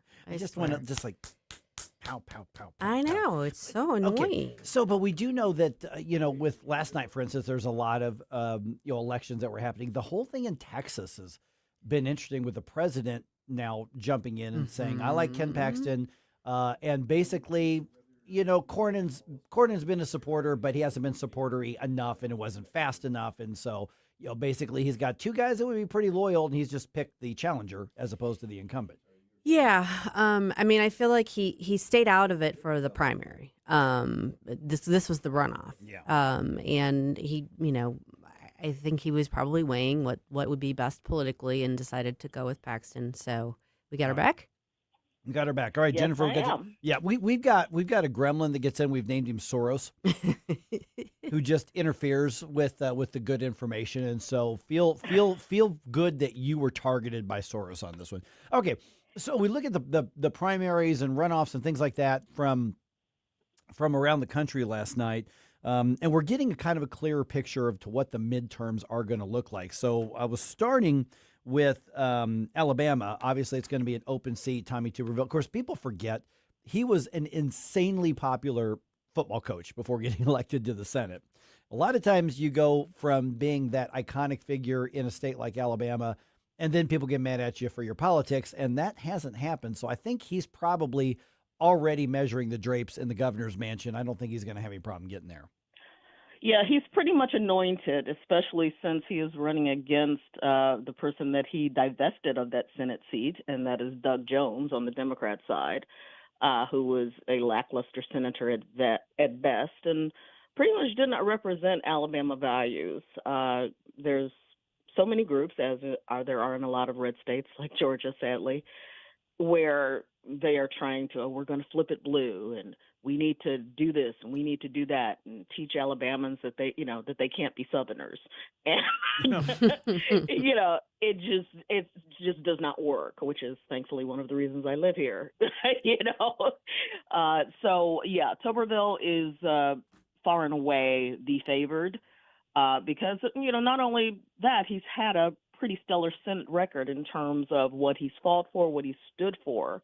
Not just Alabama values, but American values. And, again, his name recognition is off the charts. So as, in football, which we love football out here. So, yeah, he's going to do okay. So, Jennifer, to replace him now then in the Senate, then we've got two other, we've got multiple contenders, but the top two are going to be facing a runoff, it looks like, right? Yes, bright and early this morning, I found out that Jared Hudson, who is a Navy SEAL businessman, he actually trains law enforcement on gun safety and how to do sweeps like the SEAL, do what the SEALs do. He teaches them that, and he also runs a nonprofit which helps law enforcement in combating human trafficking. Mm-hmm. So he for a newcomer, he's done tremendously well, and he edged out our Attorney General, Steve Marshall for that second place slot. I know you and I were Against anxious. Oh, go ahead. Sorry. Against Representative Barry Moore, who decided to run for Senate. Gotcha. I know we were anxiously waiting the results of that last night to see if we could get that clarified, but it took a little while to sort out who the second. Was that a surprise? Yeah. Jennifer, was that a surprise? It was not. It was not. Steve Moore has been a quality attorney general for all intents and purposes, but Senate caliber and nationwide caliber, I don't think he's there. Yeah. Barry Moore has a solid conservative record, and again, people really like him, even though they were like, well, he doesn't really have any name recognition because he's down south as opposed to, certain parts of the state like Huntsville and Birmingham. But he did quite well. He had, I don't know, he could have won it all, I believe. He got pretty close. I think it was like 43%, whereas Hudson just edged out Moore at 26%. But for a non-name recognition first-time candidate, Jared Hudson did fabulously. Yeah. Well, and I do want to give a shout-out to the Moores from Alabama, since I'm one of them. Jennifer, you also covered what's going on in Georgia. We had some similar situations with runoffs, but some tough wins that were just secured by the GOP there. Yeah, the biggest deal that everyone was watching was the Supreme Court. The Georgia Supreme Court. Mm-hmm. Nobody likes the fact that, one, they would have considered redistricting, and also the fact that, there were some rulings that were made in Fulton County and against Fani Willis that it's just like, oh, that's beyond the pale. Our God, Fani Willis, you actually went against her. And so Barack Obama and Kamala Harris and the Democrat Party decided to mount to, it's supposed to be a nonpartisan, just like our justices is supposed to be about the Constitution. Same in Georgia. It's supposed to be about the Constitution. It's a nonpartisan race. But they mounted some clearly Democrat activist attorneys to run against them. And both Georgia candidates, I'm not sure what happened, whether Fulton County fell asleep or what happened, but both of them did not do anything. They were easily won, especially the female, Sarah Hawkins. She easily regained her seat, and the guy Charles, again forgetting his name, Charlie Bethel. He decided, he actually moved ahead. That race was kind of tight, but around 11 o'clock Eastern time, he ended up moving ahead and regained his seat. So those were the big deals in Georgia. And then there's the governorship and the rest, which oddly went to runoffs. And we're visiting with Jennifer Oliver O'Connell. You can see her coverage at redstate.com. We got to talk about Texas here in the last couple minutes that we've got. I mean, this is one where the president, because you mentioned this to me, Susie, the president just made an endorsement in that race. The president was not going to lose either way, whether it was Cornyn or Paxton, as far as somebody generally being supportive of him. But he decides to endorse the challenger over an incumbent in the U.S. Senate. Conventional wisdom says that upsets the apple cart, and you shouldn't do that. That's bad politics. But President Trump has basically made a presidential career out of not just upsetting the apple cart, but essentially picking it up and throwing it wherever he wants to throw it. What do you make of that, and how do things stand in Texas right now? The doomers are out and saying, oh, he's going to lose, and, he shouldn't have crossed Cornyn, blah, blah, blah, blah. I think he's going to be fine. Political instincts are something that Trump rivals at over some of his competitors, and the fact that he has picked the winners in so many smaller races, and particularly picked the winners of where the electorate was not very happy with them, where the electorate just asked for one or two small things. If you remember, Mike, Paxton actually posted and said, you know what, if you pass the Save America Act and get that pushed through, I'll step back and let you become the senator. That was an easy layup.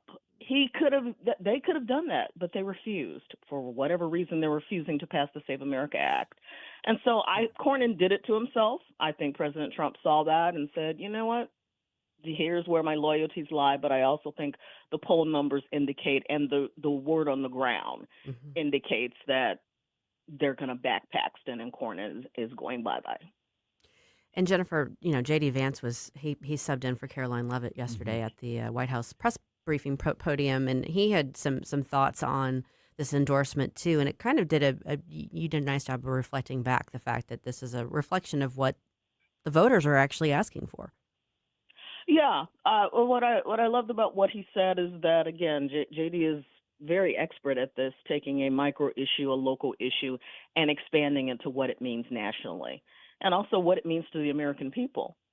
And he said that, I think the message that people should take from this is fundamentally, you have got to serve the people who sent you.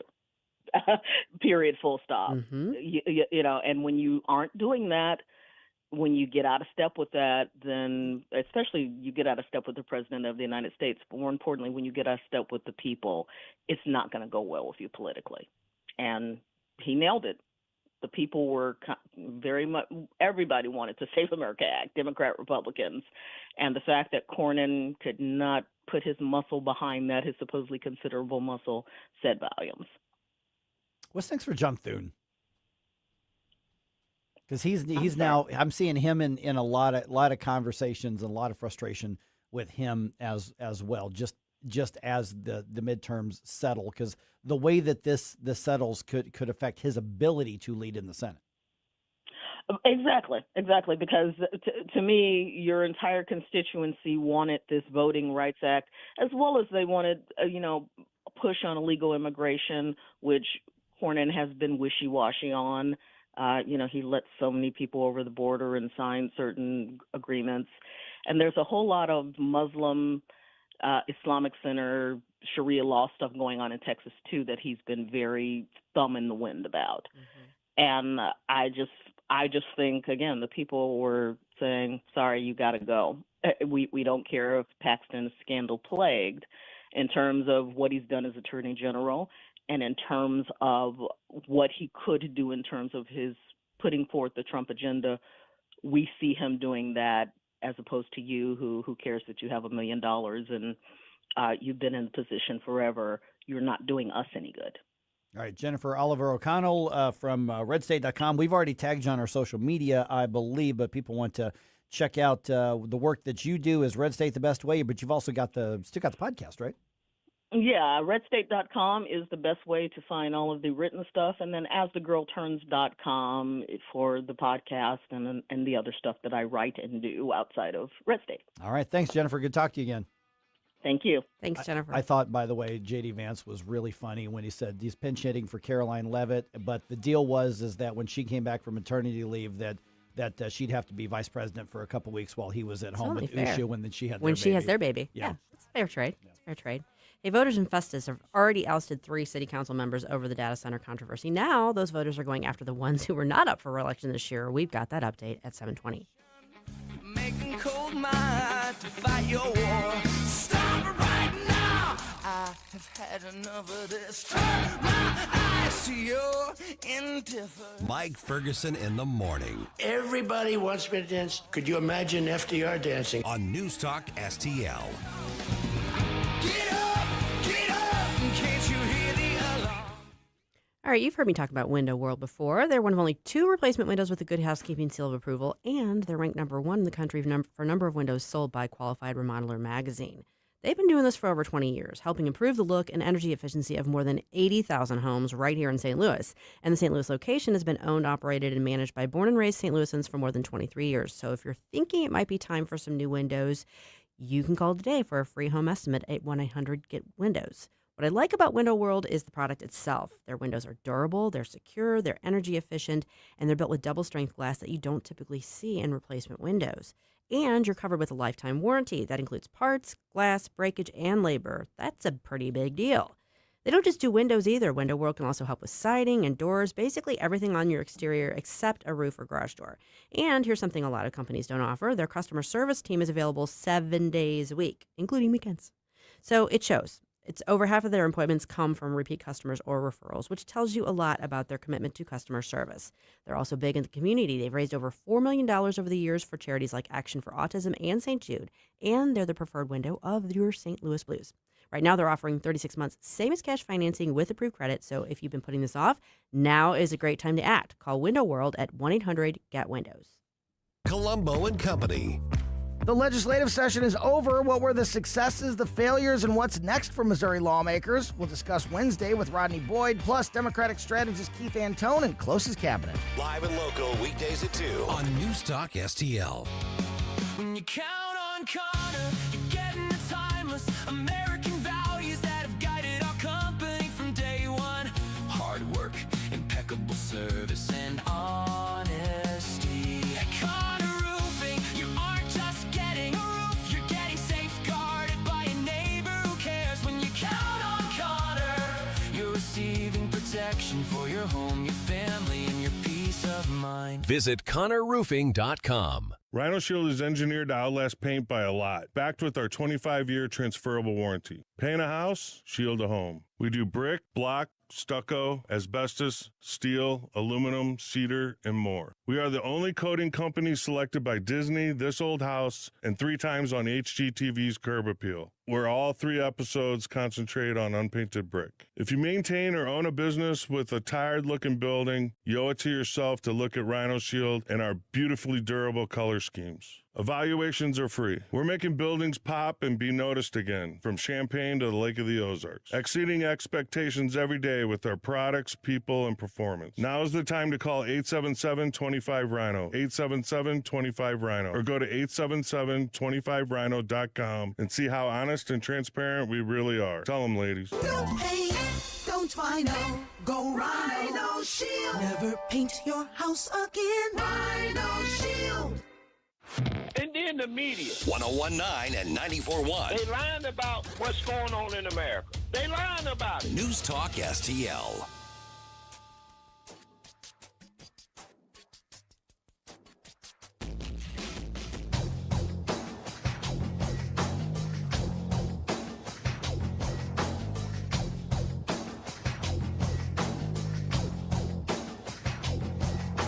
This is Kirk Hilsinger, chairman of the St. Louis City Republican Party. Connect with us at stl-gop.com. Now it's back to Mike Ferguson in the morning on News Talk STL. All right, this data center thing just continues to just get more and more intense all over the metro area. Festus, it's going to another level in Festus. St. Charles City goes to another level there. They've just said no. So we'll get to those stories here in just a second. But Susie, you got to tell that story you just told Jerome and I a few minutes ago. So here's the backstory: is that Susie has this love-hate relationship with the AI chat box that she's got. She won't name it, which is what I've been trying to get her to do, because then you're tempted to go, it's actually a sentient being, which it's not. No, I will not give it a name. But you a little bit ago you said you got to hear the story, and you told me what you're about to tell everybody else. And it goes not just to the AI as the presence, but as to who's building and writing the AI and the biases that people we need to know about and how to deal with it. Yes. And I do want to specify, this is not my chat.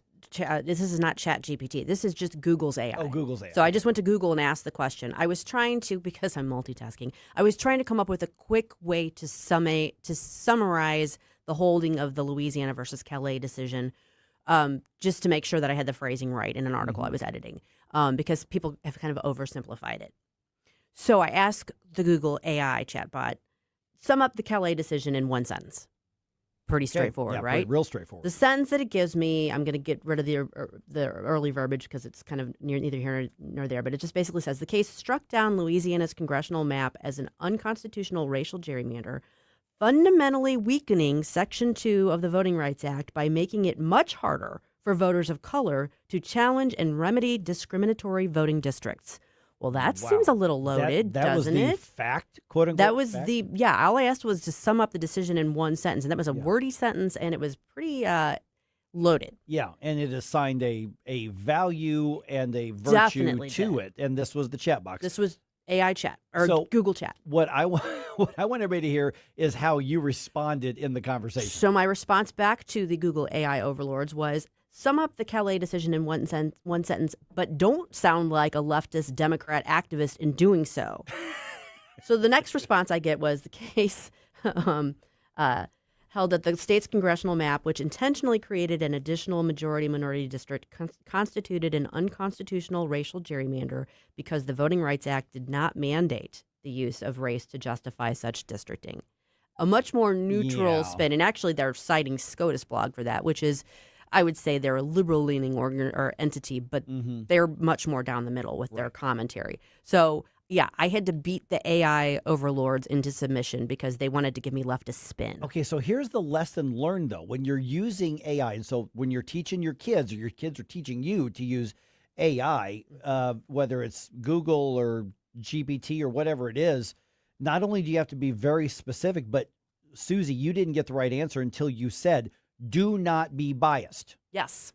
Do not, and so that is what people, I think, need to kind of, as we, where I would say we enter the AI era, we're in it. We're in it. But as we adapt to the AI era, that's what we have to remember is that you have to explicitly set the rules. Otherwise, people are going to just assume those are the facts because that's what AI spit out. I mean, we've talked about that for years. First of all, in the context of media overall, obviously there's no such thing as there just isn't any such thing as unbiased media. It's coming through human filters. Okay, it just is. But then, like, relying on Wikipedia as a source. Okay, well, it's only as good as the information put into it. It's a great starting point. If you just want to get a starting point about how to find basic facts about a person or a historical event, it's a good starting point. But you should never just take Wikipedia at face value. No. Well, it's the same principle with AI. Ask Grok or ask Google or ask whomever, ChatGPT, the question. But don't just accept what it says at face value. First of all, they do get stuff wrong. They do hallucinate regularly. And so you have to, you're basically how to train your dragon, how to train your AI. You got to stay on top of it. You have ownership in this. You have agency in this. Don't just be a passive consumer of what it spits out. Right. And Wikipedia I found Wikipedia very helpful because sometimes they link to the sources. Correct. But I would never actually use Wikipedia. Right. Like if I want to know what district a congressional representative is from. Yeah, that's one thing. Basic stuff like that. It's a great starting point. Yeah. Okay, so last few minutes we've got. So from AI to the data centers, which we're related. I mean, listen. Going to power the AI. Everything is going to be digital at some point. We are moving, everything out of paper and files, and everything's onto the cloud. That could be good. That could be bad. It's probably a little bit of both, but that's just the way it is. So the data centers are where all this is going to go through. So in Festus, big story, and actually that story ended up going a little bit national, kind of a secondary national story, is that people were so upset about that data center deal that was made in March, and then come the April elections, 4 council members were thrown off. One of them who actually didn't support the deal, so he was just kind of collateral damage. But the 3 council members who supported the data center deal, they were thrown out, and the voters made it very clear it was because of the data center deal.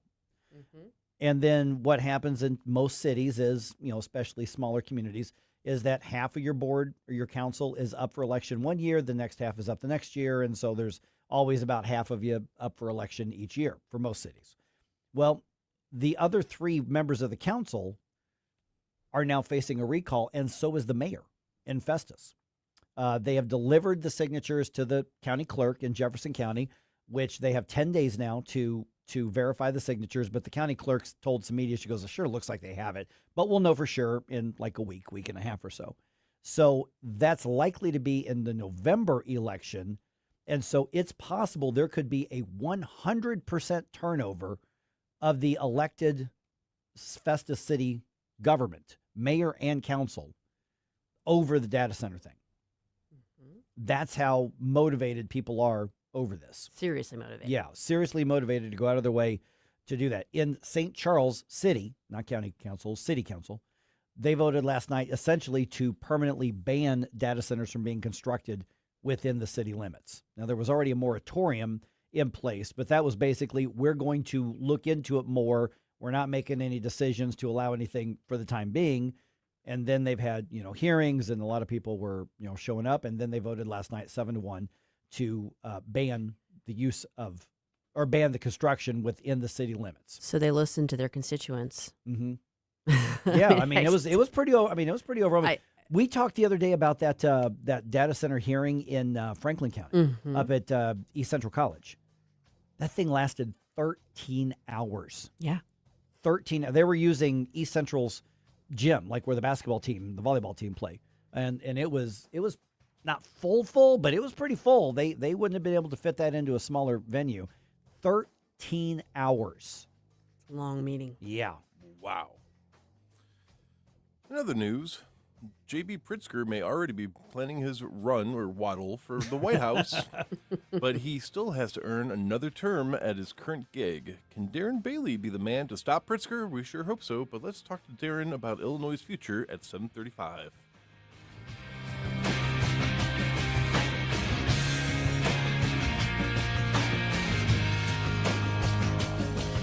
You're in big trouble, though, pal. I eat pieces of shit like you for breakfast. You eat pieces of shit for breakfast? No.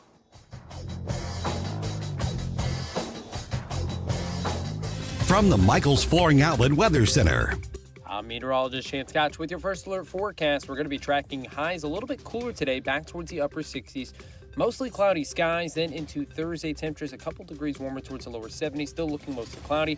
By Friday, things are dry until the evening hours, could be tracking some scattered showers. Once again, temperatures into Saturday and this coming weekend ahead going to continue to rise back towards the lower 80s, still seeing some isolated chances of showers and storms each day, but a lot of dry time still mixed back in for the weekend. From the First Alert 4 Weather Center, I'm meteorologist Chance Scotch. If fishing is your passion, you need a shop that shares it. 367 Bait Shop and Fresh Fish, family owned and operated by brothers Ty and Tony Baker, has everything the serious angler needs. The widest selection of catfish bait, fresh fish, and quality fishing supplies, all at prices that won't break the bank. Their knowledgeable staff is ready to answer your questions. And while you're there, don't miss their delicious fresh fish fries. 367 Bait Shop on Benham and Spanish Lake, or visit 367baitandtackle.com. Larry Connor's Commentary, brought to you by Vincent's Jewelers, offering a wide selection of jewelry, including lab-grown diamonds, affordable earrings, bracelets, necklaces, and rings, up to 75% off their natural counterparts. Visit vincentsjewelers.com. This is Larry Connor's Commentary on News Talk STL. Do you have one or more of the many subscriptions for a special entertainment network? Netflix, Paramount, Disney, ESPN. You get the idea. Do you remember what you paid when you first started? I'll bet you're paying more now. You could say you got taken on a bait and switch, but it's in the fine print. Creeping subscriptions are a fact of life, and trying to cancel is never as easy as signing up. This also applies to podcasts or internet publications if they have a paywall. One of our owners, Jeff Allen, with decades in broadcasting, keeps a close eye on all of this happening. And he recently shared a survey by a group called Tech Survey. The key issue, 3 in 4 survey admit subscription fees are a growing concern. But then they think, well, you know, a few more pennies a month, a year, $1 a year, they just go ahead and go along with it. There is a silver lining. Broadcast radio is free. No subscription, just turn it on or turn it off. And for a personal plug, for my money, no money, News Talk STL is the best of the free. Get more Larry Connors on Larry Connors USA. Tonight at 6 on News Talk STL. Looking for insurance you can truly trust? Since 1986, Bauer Insurance Agency has been protecting families and businesses across Missouri and Illinois. Owner Cindy Blanton doesn't just offer one quote. She shops all the top carriers like Progressive, Travelers, Safeco, and more to find you the best rates. Whether it's your home, auto, toys, or business, we've got you covered. Visit us at Mid-Rivers Mall in St. Peters or call 636-812-2001. Bauer Insurance Agency, the company that protects. The name you can trust. Hello, 4th of July. Back-to-back Jack! Kerry Robinson, a hero tonight! The Cubs visit St. Louis May 29th through the 31st for a weekend of baseball's best rivalry at Busch Stadium. The history is real. The fans are loud, and the energy in the ballpark is unmatched. Day or night, every pitch matters when these two meet. So get ready, Cardinals fans. This is what summer baseball in St. Louis is all about. Get your tickets at cardinals.com/tickets. The weekend starts at Busch Stadium. Grab your crew and kick it off at Friday Night Live. Every Friday night home game, Budweiser Terrace turns into the hottest happy hour in the Lou. With $5 beers, $5 hot dogs, $7 margaritas, live music, and more all game long. Meet up with friends, soak in the energy, and keep the night going with baseball under the lights. Good vibes, great deals, your new Friday tradition. Get tickets now at Cardinals.com. If you have a phone, you have a radio. Wherever I'm at, home, car, wherever. Download the all-new News Talk STL app. If you have a phone, you have a radio. Just the convenience on the phone. Streaming live on the mobile app. Love the new app. And listen anytime. Everywhere. Anywhere.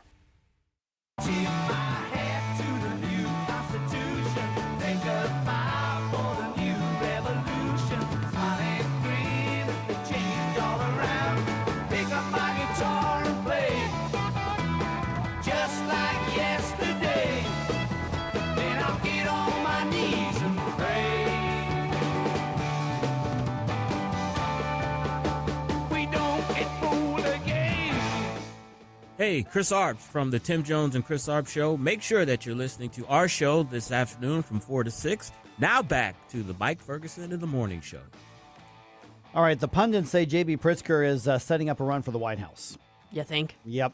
But he's got to get through a re-election this year before that can happen. It's just another reason that the race for governor is so important in Illinois. Not just for everybody who's watching and listening in Illinois right now, but frankly, for everybody, because there are national implications. That and Pritzker's basically destroying the state's economy. So there's that as well. All right, we're now joined by Darren Bailey, Republican nominee for governor of Illinois. Darren, good to chat with you again. Let me start talking. Well, I want to talk about the economy stuff in just a second, but at this point, we can't not talk about the impact of public safety and crime in the state. Everything that so many people were warning was going to happen with J.B. Pritzker and the Illinois Democrats' approach to crime and public safety and prosecution, it's coming to fruition in almost cartoonish ways. It would be funny if it weren't so dangerous. I mean, at one point we're talking about in one area something like 10, 12% of those with ankle monitors missing, just gone, and committing other crimes. This was entirely predictable. At what point do people get the message that public safety is one of those few critical aspects of government, and J.B. Pritzker's approach just has to be done away with? Well, good morning, and it's an honor to be here with you today. And you're exactly right.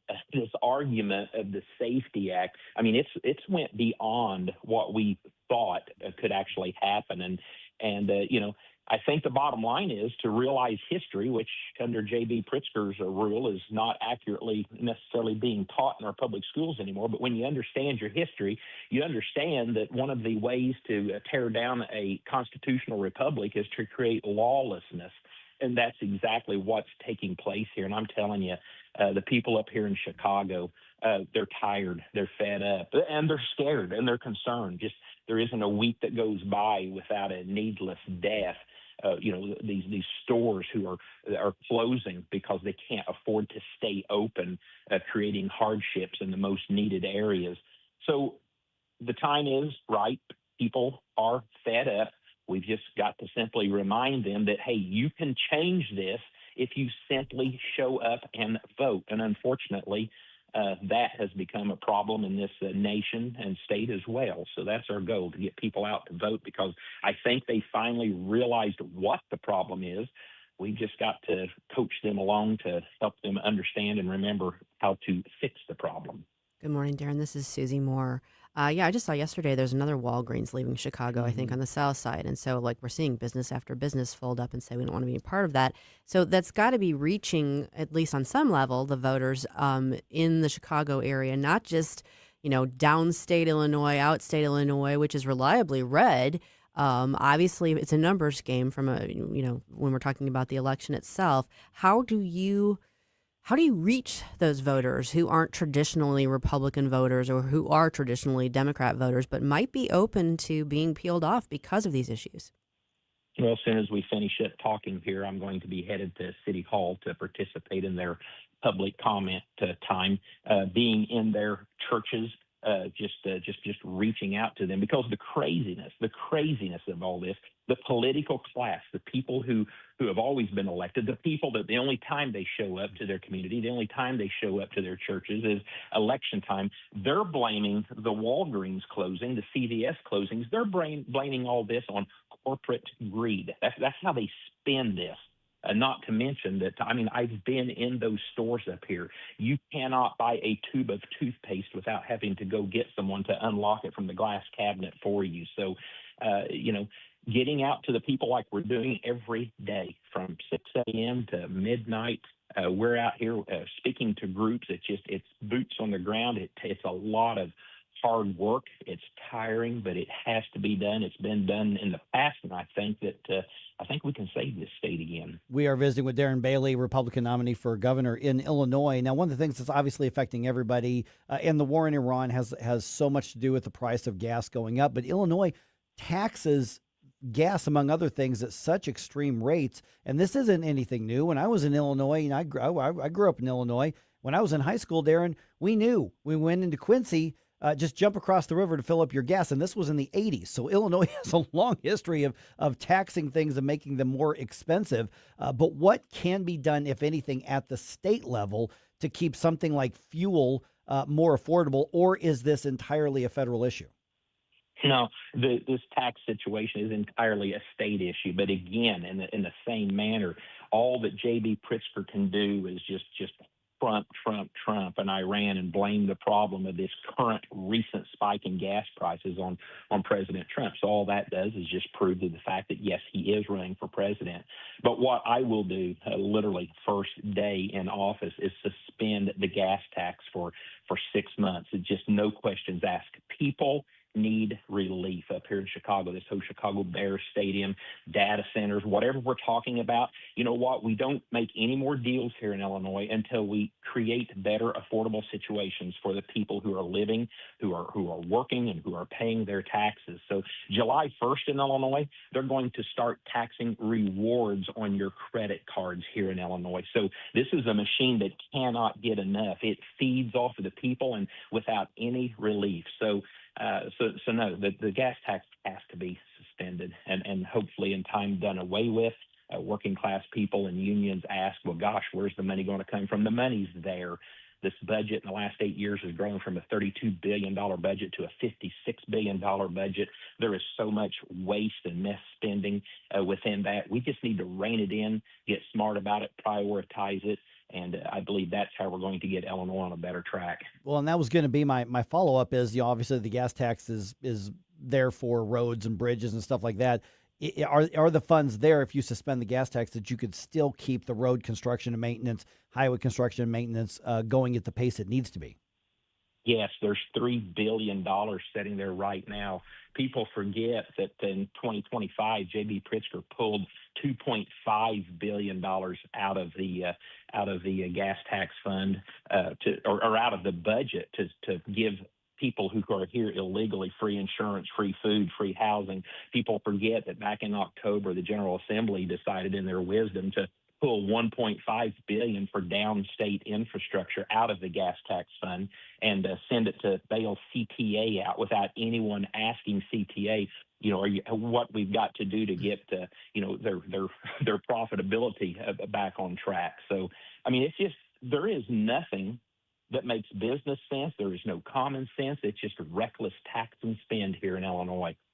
Darren, we've talked about the crime issue, and then you also referenced the situation with, funding illegal immigration, that sort of thing. We had this horrible situation just a month and a half, 2 months ago with Sheridan Gorman being killed, murdered there in the Chicago area. And that, I think, probably, really caught a lot of people's attention and really drew some focus on the policies, the sanctuary city policies that are pursued in Chicago and by the state. What are you hearing from voters on that issue? Well, they are scared. They are frustrated. And shortly after that, Officer Bartholomew was killed, in a hospital, apprehending, taking someone in who had broken the law. And it's needless. And they are frustrated. there's a sense of apathy that has set in, and people feel hopeless in this state and in this nation. And that reflects on our voter turnout. So therein lies the work of just simply getting out and say, friends, you have a choice. Things can be different, but you have to show up and exercise this not right, but duty to vote. If we make that happen this upcoming November, Illinois is on a new track. But yes, people are frustrated and angry, but they forget about this constitutional duty to vote, that they can indeed make changes, because up here in Chicagoland, things have been messy for so long. Just so many political promises, political lies, taking advantage of the people. And we just got to do the hard work and convince the residents of Illinois and Chicago that there's a new day dawning. What do you have to lose? Vote for something different. Show up and vote. And we are getting some pretty amazing response to that. Yeah, I want to talk about the turnout. We just got a minute or so left here. Darren Bailey running for governor of Illinois. And I lived in Pittsfield and, Decatur and Camp Point and Quincy. And so my childhood, my youth was all Illinois.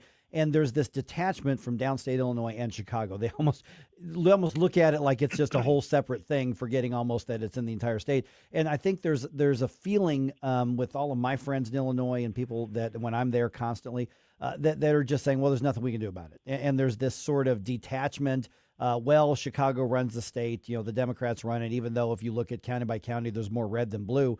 What is that message to get to people other than, well, you just have to show up, because people need to feel that there is a chance to win, because you've got all sorts of national mainstream media saying, well, this is all wrapped up. There's no chance. Democrats just own it all. But the numbers aren't as far off as what a lot of people realize. So what's realistic in this state? And then what is it that's going to have to happen to get people to show up to vote? Because if you're told there's no point, then there's a lot of people who think there's no point, even if there is a point and a possibility. No, thank you very much for that. And I think this next 5 months, as we continue to get out and message, I think every day as J.B. Pritzker and Brandon Johnson continue to fail Illinois, I think that in the next few weeks, as this budget process unfolds, and who knows whatever taxes or whatever they're going to dream up in Springfield, I think just day by day, putting people's focus back on state, back on Illinois, instead of focusing on what's taking place in D.C., just messaging. That's how we get this out. I'm telling you, the people in Chicago are fed up. They need someone to bring all of Illinois together, to bring them together. And I think I'm that person, downstate farmer, and what life's dealt us the last 8 months. I've got the compassion. I've got the wherewithal. I've got the team. We've got the means. And I got the work ethic. And I've certainly stood up and said what needs to be said and did what needs to be done in times when that's happened. So I'm proven.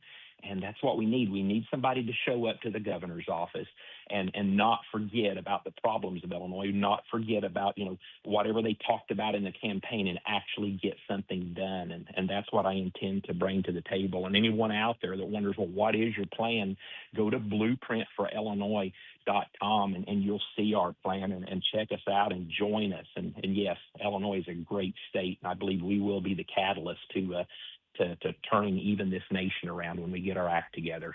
Okay, so let me say that website, blueprintforillinois.com, and then obviously is there a separate campaign, or is that the new campaign website? Well, that links you in there, but dailyforillinois.com.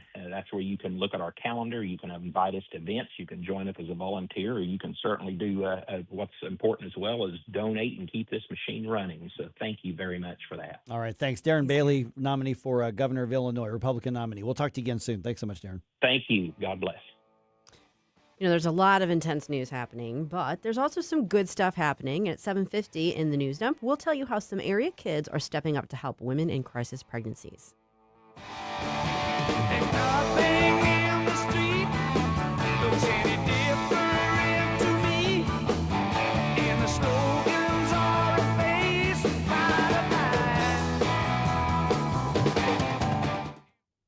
I don't know if you've got lunch plans today, but if you don't, I've got a great suggestion for you. Susie Moore here to talk to you about a place that's great fun and great food from the heart of West County. It's been there for over 20 years. It's Harpo's Chesterfield, the perfect neighborhood bar. They're close, they're convenient. It's got a great sports bar atmosphere. Also has great food. As you know, I am a big fan of the burgers, but every day they've got great food specials. Today being Wednesday, their special is, get this, a 10-ounce strip steak served with your choice of 2 sides for $15. I don't know where else you could even, expect or hope to beat that, but you really can't. You got to go check out Harpo's tomorrow. If you're thinking tomorrow's going to work better for you, well, they've got meatloaf with your choice of 2 sides for $13. And on Friday, beer battered cod served with chips. All kinds of options for you to choose from. Great food, great fun. You can check out their Facebook and Instagram, Harpo's Chesterfield. They've got friendly, energetic staff. They deliver fun, food, and drinks like nobody else. Whether you're dining in or carrying out, make Harpo's Chesterfield your go-to. Visit harposstl.com or check out Harpo's Chesterfield on FB or Insta. This spring into savings with Johnson Heating and Cooling. Rebates up to $600 off a complete HVAC system. And here's the deal. Purchase a complete system and get a free humidifier. Plus, financing available up to 0% for 60 months. Don't miss out. These offers expire June 30th. Visit johnson-heatingandcooling.com. That's johnson-heatingandcooling.com. Johnson Heating and Cooling. Your comfort, our priority. 1 in 4 women will have an abortion before the age of 45 in this country. That's the tragedy we must work to stop. Mike Ferguson from The Morning Show here, and that is why Reach Reproductive Health is here, to empower parents to save the lives of innocent children and to see these families come to Christ. And you can be a part of saving and changing lives. So pray and visit outreachforlife.org to learn more, volunteer, and donate. That's outreachforlife.org. Jamie Allman here, tossing and turning over retirement worries. You're not alone. 3 out of 4 Americans share your concern about having enough saved. But here's the thing. A comfortable retirement isn't out of reach, even if you're planning for 30 or 40 years ahead. Every day, Jeff Portman from the Gemini Wealth Group helps people avoid the critical mistakes that can derail their retirement. Build your path to financial confidence. Visit GeminiWealthGroup.com or call Jeff directly at 314-888-0123. Securities and advisory services offered through LPL Financial, a registered investment advisor. Member FINRA, SIPC.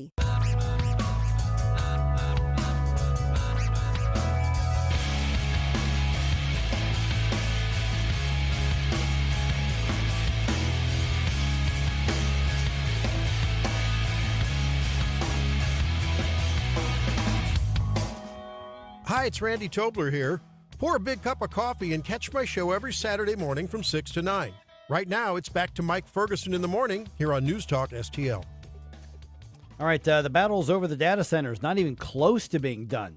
Still being fought all over the place. Mm-hmm. And they sort of escalated in 2 areas. Well, maybe it's not an escalation in St. Charles City. I think maybe they just ended it there. Yeah. But Festus, escalating out there. Also, Samaria Junior High students, as Susie was just alluding to, stand strong for life and for women. This is such a cool story. Also, the Cardinals, man, everybody, myself included, saying, you know what, they're rebuilding. There's always next year. Holy crap, they are ranked number 8 in the MLB power rankings right now. Not everybody. Well, Scooter said they were not going to finish in last place. He and I made a bet. Scooter, one of our Democratic listeners. So we've got a $100 bet. If they finish in last place, he's got to donate $100 to the food bank. Mm-hmm. If they finish anywhere other than last place, then I'm donating $100 to the food bank, and I am happy to lose that bet. I'm happy to pay it. Got to give credit where it's due. We should have at the end of the season or whenever they lock it, we should have the food bank folks in, and I can just personally hand them the donation right there on the spot. Yep. All right, 7:53 right now. Let's go ahead and do another news dump. The Morning News Dump. Are you joking? Is this a joke? Listen, folks. The Morning News Dump. Opponents of a data center project in Festus, they are not done, even though they can claim victory after the last April elections here. After defeating 3 council members who supported the project earlier this year, they have filed 4 recall petitions to oust the mayor and 3 more council members who were not up for election earlier this year. So if the petitions are certified, the recall elections will likely happen in November, and we're going to know in about a week and a half if there are enough signatures to force the recall votes. Jefferson County clerk says it sure looks like they've got them, but they've got up to 10 days, so give them a week or so, and then we'll find out whether that's going to happen, as opposed to just waiting until next April to vote on that. So essentially, they approved the data center deal in Festus last March. Come April, half the city council essentially paid the price politically, and the rest of the elected city government could be up for a recall this year. So they, in 1 year, could turn over their entire elected government in Festus. And really over a single issue. Over one issue. Yep. One issue. Shows you how big the issue is. Yeah. Also, by a 7-1 vote, the St. Charles City Council passed a permanent ban on data centers and data center construction in the city limits. This follows a recent 1-year moratorium that was already in place. So St. Charles City Council basically just said, all right, we're making our decision. This is it. You want to build them somewhere else. You can't do it here. Yeah. I mean, like I said, they listen to their constituents. Yep. Okay, police are investigating that shooting at the Islamic Center of San Diego as a hate crime. 3 victims are dead, including a security guard, after 2 teenage suspects opened fire outside of the mosque trying to get into the mosque. Authorities found what they call hate speech written on one of the guns, and it looks like there's a manifesto now that's been discovered. FBI San Diego Special Agent in Charge Mark Remley is not saying a lot about the manifesto except to acknowledge that they do have it. I would reiterate it's early on in the investigation. We are dedicating every resource the FBI has to conduct a thorough analysis of that manifesto to try to learn what led to this, but I think also more importantly, how can we stop future attacks? And essentially what little we know now is that, yes, the Muslims were targeted, but it wasn't just because they're Muslim. Essentially, these 2 kids, I say kids, 17, 18 years old, who are also dead now, they basically hated everybody who wasn't white, basically is what it was. All right, a pro-life pregnancy resource center on the Illinois side is thanking some junior high students for their support. The 7th and 8th graders at St. Francis Holy Ghost School raised over $21,000 for the Vitality Women's Clinic throughout this school year. This is such a cool story. The students organized several fundraising efforts and entrepreneurial projects over the past 8 months to benefit the clinic and benefit the women that Vitality serves. You can learn more about Vitality at vitalityspeaks.net. Truly one of the coolest stories that we've had. Amazing. Yeah, so these junior high kids take it upon themselves, come up with a lot of creative ways, and they just kept at it through the whole year. And they raised, I mean, that $21,000, that's going to go a long way to helping a lot of women and a lot of families and save who knows how many lives. So good on you, kids. Just saying. All right, let's see here. So Cardinals took an extra inning, but the Cardinals win it walk-off style last night. The final score at Busch Stadium was 9-6. Ivan Herrera's 10th inning, 3-run home run made the difference. J.J. Weatherholt, Nolan Gorman, Alec Burleson all had home runs as well. Game 2 of the series starts today at 6:45. So the Redbirds are now in second place in the division. They are only a half game behind the Brewers. Now, remember, the Cubs were in first place like a day ago. So you've got 4 teams that are going to be bouncing back and forth. Yeah. So they could go from first place to fourth place in the matter of 2 days and then back to first place. Very, very close competitive division.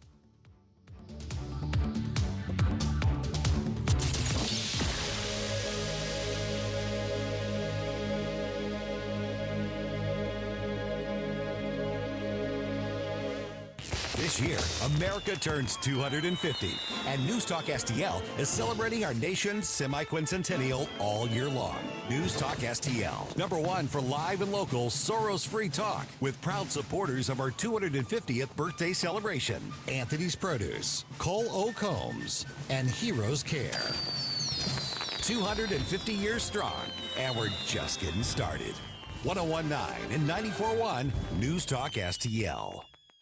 I'm Dr. TJ, owner of the Institute of Natural Health, co-owner of Optimal Nutraceuticals, and the host of Wellness One. Wellness One is designed to cut through the nonsense and provide you common-sense science-based information regarding health and wellness. On the show, we discuss topics like thyroid health, gut health, hormone optimization, and many others. Our show airs Saturdays at 10 a.m. and 2 p.m. and Sundays at 11 a.m. and 3 p.m. right here on NewsTalkSTL. And you can visit us at inhstl.com. That's inhstl.com.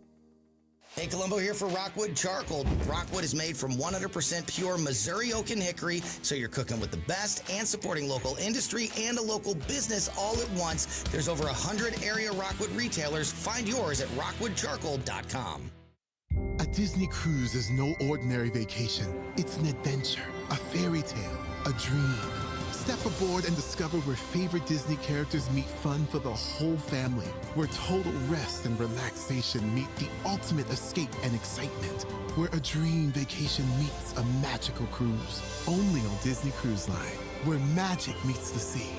Magic Expeditions will make planning your Disney cruise easy. Reach out at magicexpeditions.com. If you have a phone, you have a radio. Download the all-new News Talk STL app. Love the all-new NewsTalk STL app. On my way to work in the morning. Usually I'm in the car. I listen on the app in my car every morning going to work. Download the News Talk STL app and listen anytime, anywhere. KLGY HD3 Clayton, K270BW Bellefonte, KNBS Bowling Green. This is News Talk STL at 1019, 94.1, and always streaming at newstalkstl.com. Breaking news this hour from Town Hall. I'm Rich Thomason. President Trump must be whistling a happy tune this morning. The candidates he endorsed in yesterday's primaries did quite well. In Georgia, there will be a runoff between Republican gubernatorial candidate Rick Jackson. As governor, I'll be like Trump, but with a Southern tone. And current Lieutenant Governor Burt Jones. I could not leave this stage without thanking President Donald J. Trump for his undivided. He didn't just endorse me once, not twice, not three times, even a fourth time. I was so honored to have that. And the winner of the GOP gubernatorial runoff will face former Atlanta Mayor Democrat Keisha Lance Bottoms in the general election, perhaps the highest profile contest, a GOP House race in Kentucky. That's where the Trump-endorsed candidate Ed Galrine beat incumbent Republican Congressman Thomas Massey. There's a desperate struggle against wildfires raging in Southern California. 750 firefighters battling the Sandy Fire. It's burning in the hills above Simi Valley, northwest of L.A. Firefighters were challenged initially by rapid fire growth in windy conditions. Sadly, we did have one home that we've confirmed has been destroyed. And while that is only one home, it is the home that belonged to the family that lived here for many years, and a tragic loss for that family. Andrew Dowd with the Ventura County Fire Department. Thousands of homeowners are under evacuation orders. Crews are also fighting a 23-square-mile blaze on Santa Rosa Island. It's off the southern California coast. Lithuanian officials accuse Russia of hijacking and redirecting Ukrainian drones into its airspace to sow chaos and distract from Ukraine's military successes. On Wall Street, ahead of the opening bell, Dow futures 168 points higher, NASDAQ futures up 202 points. More on these stories at townhall.com.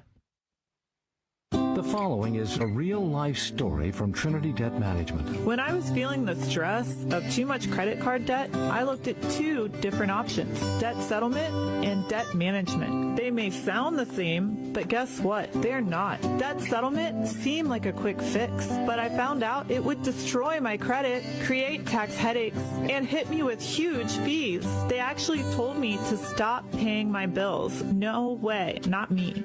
Then I turned to a debt management plan developed by the team at Trinity. They worked with my creditors, lowered my payments, reduced my interest, saved me thousands, and paid off my debt.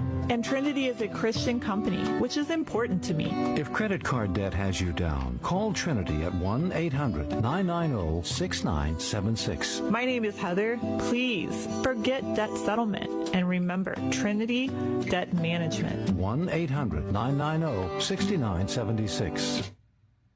From the Michaels Flooring Outlet Weather Center. I'm meteorologist Chance Scotch with your first alert forecast. We're going to be tracking highs a little bit cooler today, back towards the upper 60s. Mostly cloudy skies, then into Thursday, temperatures a couple degrees warmer towards the lower 70s, still looking mostly cloudy. By Friday, things are dry until the evening hours, could be tracking some scattered showers. Once again, temperatures into Saturday and this coming weekend ahead going to continue to rise back towards the lower 80s, still seeing some isolated chances of showers and storms each day, but a lot of dry time still mixed back in for the weekend. From the First Alert 4 Weather Center, I'm meteorologist Chance Scotch. This hour of News Talk STL brought to you by Chris Cooper and Serenity Wealth Management. Business owners, download your free playbook for financial clarity at SerenityWealthBiz.com. That's SerenityWealthBiz.com. Let's get real. Here's the truth about eliminating Missouri's income tax. I'm here with State Representative Bishop Davidson. And Bishop, you've heard the complaints about the proposal. Here's your colleague, Representative Ashley Awney. Frankly, the only thing that this resolution does is increase sales taxes. So what does this do and what does it not do if we say yes? The first part of this constitutional amendment is a constitutional shall. It's a guarantee to the people in Missouri that if they vote for this, that their legislature will enact and shall enact legislation to eliminate income taxes using natural economic growth over time. That means when the economy grows, instead of it going back into the coffers of the state, it goes into the pockets of Missourians. The second part is a constitutional may. It allows the legislature to have a conversation around sales taxes, but only so that they can eliminate income taxes faster and reduce local tax rates like personal property tax and real property. Get the facts at afpmissouri.com. Mike Ferguson. Is there anything in your life that is not Trauma Olympics? Susie Moore. Get out of here and stop playing victim. Get up, St. Louis. There's no crying in baseball. Mike Ferguson in the morning on News Talk STL. You know, Planned Parenthood really does not want us knowing where all the money is going. Imagine that. Yeah, imagine that. Imagine that. Daily Signal all over this with Fred Lucas, who now is a senior investigative reporter. Fred's covered the White House for such a long time, and he joins us right now. And Fred, the headline just caught my eye, which it's supposed to do. Doge panel turns up heat on Planned Parenthood. And among the Planned Parenthoods that you referenced are the ones near us here in St. Louis, Planned Parenthood of Illinois, which has been really, really active because we're looking at basically where is all the money going, and are they just being obstructionist and not wanting the facts to get out there, put aside the actual spending policies? It seems like there's a lot of obstruction to just getting to what's true. Yeah, this is an inquiry that started last June. So for almost a year now, Planned Parenthood has obstructed, that they've just kind of ignored Congress' inquiries about how they're spending federal money and whether it's going to abortions or quote-unquote gender-affirming care for minors. And that is something, the law does not allow for funds to be used that way. For years, and it's kind of been an ongoing issue with Planned Parenthood federal funding as to whether they are just commingling those funds or and of course money is always fungible. That Planned Parenthood has always said, well, we use it for other healthcare issues, even though everyone knows they are the nation's largest abortion providers. So that's always been sort of an unbelievable stretch for most people that none of that money has ever gone to abortion. Right. Well, yeah, without a doubt. I mean, and in this case here, you've got basically a subcommittee from the House Oversight Committee. It's referred to as kind of a Doge thing. So really, you've got a subcommittee that's looking at, okay, let's take those principles that Doge was so hot with for a few minutes, and there's the obstruction, but then there's, like you're referencing, Fred, you're referencing that, wait a minute, we have been told this, but we're getting awful close. We're following the smoke to the fire to find out that no, we are being misled and money could be being used illegally. I mean, how close are we to getting that confirmation? Because I'll tell you right now, the follow-up question is, we've been told Planned Parenthood's been defunded, but that's only temporary. Our tax dollars are about to go back to them, as I understand it. Yeah, that's correct. That's correct. The one big beautiful bill that did defund Planned Parenthood, and that was something that President Trump famously delivered on that many other Republicans had only talked about for decades. However, that's about to snap right back into place, and Congress is, as is often the case, maybe more interested in their holiday vacations than really addressing that and ensuring that funding doesn't just snap back into place, because the defunding of Planned Parenthood from the one big beautiful bill that passed last year, that was only for one single budget year. Mm-hmm. Yeah, I think a lot of people are going to be surprised to hear that just now, Fred, because there was a lot of celebration. Planned Parenthood finally defunded. Tax dollars are not going there. And we must have missed the fine print to say, oh, but they're going to start getting the money again. Well, right. I mean, every budget process affects 1 year effectively, but yeah. I mean, certainly there was potentially more celebration than warranted for that. But it is a start. I mean, 1 year, that's a start, and that's better than what we've seen in the past. Okay, so in the digging into where the money's going, and by the way, the article is called Doge Panel. Let's see here. Let me scroll up there, make sure I get it right. Doge Panel turns up heat on Planned Parenthood abortion gender treatments. You can find it at dailysignal.com. So basically what we're looking at is 11 separate Planned Parenthood affiliates, including Illinois, right here in the St. Louis area. They've received questionnaires regarding the funding. How much information have they been willing to share with lawmakers, particularly Congressman Burchett? Nothing really. This is a subcommittee within the House Oversight Committee, and it's called it's the Subcommittee on Delivering on Government Efficiency. So Doge still lives on Capitol Hill, and looking in and conducting these type of investigations. But since June 2025, they have not responded. The initial inquiry was to the main Planned Parenthood, which should have this type of information. The primary national Planned Parenthood and the president, Alex McGill, did not respond. Then the subsequent letters were sent to local affiliates, and they're also just ignoring this. They ignored our inquiry as well, which wasn't a big surprise. Right. On this, they did put out a blue sky statement, not on this specifically, but just recently on gender issues. So blue skies is where they usually make their big statements, which is a lot of people know blue sky as being Twitter for crazy people. But I thought what they said was sort of interesting. Planned Parenthood posted on International Day Against Homophobia, Transphobia, Biophobia. We want to be clear: your gender identity is not up for debate. You deserve the right to live freely and fully just as you are. I think maybe both sides might agree that you should live just as you are, but on the gender issue. But that's another story. Yeah, we got a very different definition of as you are. Exactly. As you are, Yeah, as you biologically are. Yeah, we're living reality. In other words, we're visiting with Fred Lucas from the Daily Signal. Okay, so what's next? What do we need to be watching? What do we need to potentially be contacting lawmakers and pressuring them regarding this? Because Planned Parenthood, when they have been funded by the federal government all these years, we're not talking about pocket change. We're talking about a significant amount of taxpayer dollars. Right. Yeah, I mean, we talk. I mean, really hundreds of millions over the decades and so forth. But they say it's for various women's health services. I think the question has always been out there. Aren't there other avenues if you want to fund cervical cancer research and so forth, or examinations for women? There are other places, rural health clinics and so forth, that could do a lot of those services that don't provide abortions. But rather, Democrats have insisted, and basically it's one of their key lobby groups, Democrats have always insisted that money has to go to Planned Parenthood, and that Planned Parenthood can never be defunded.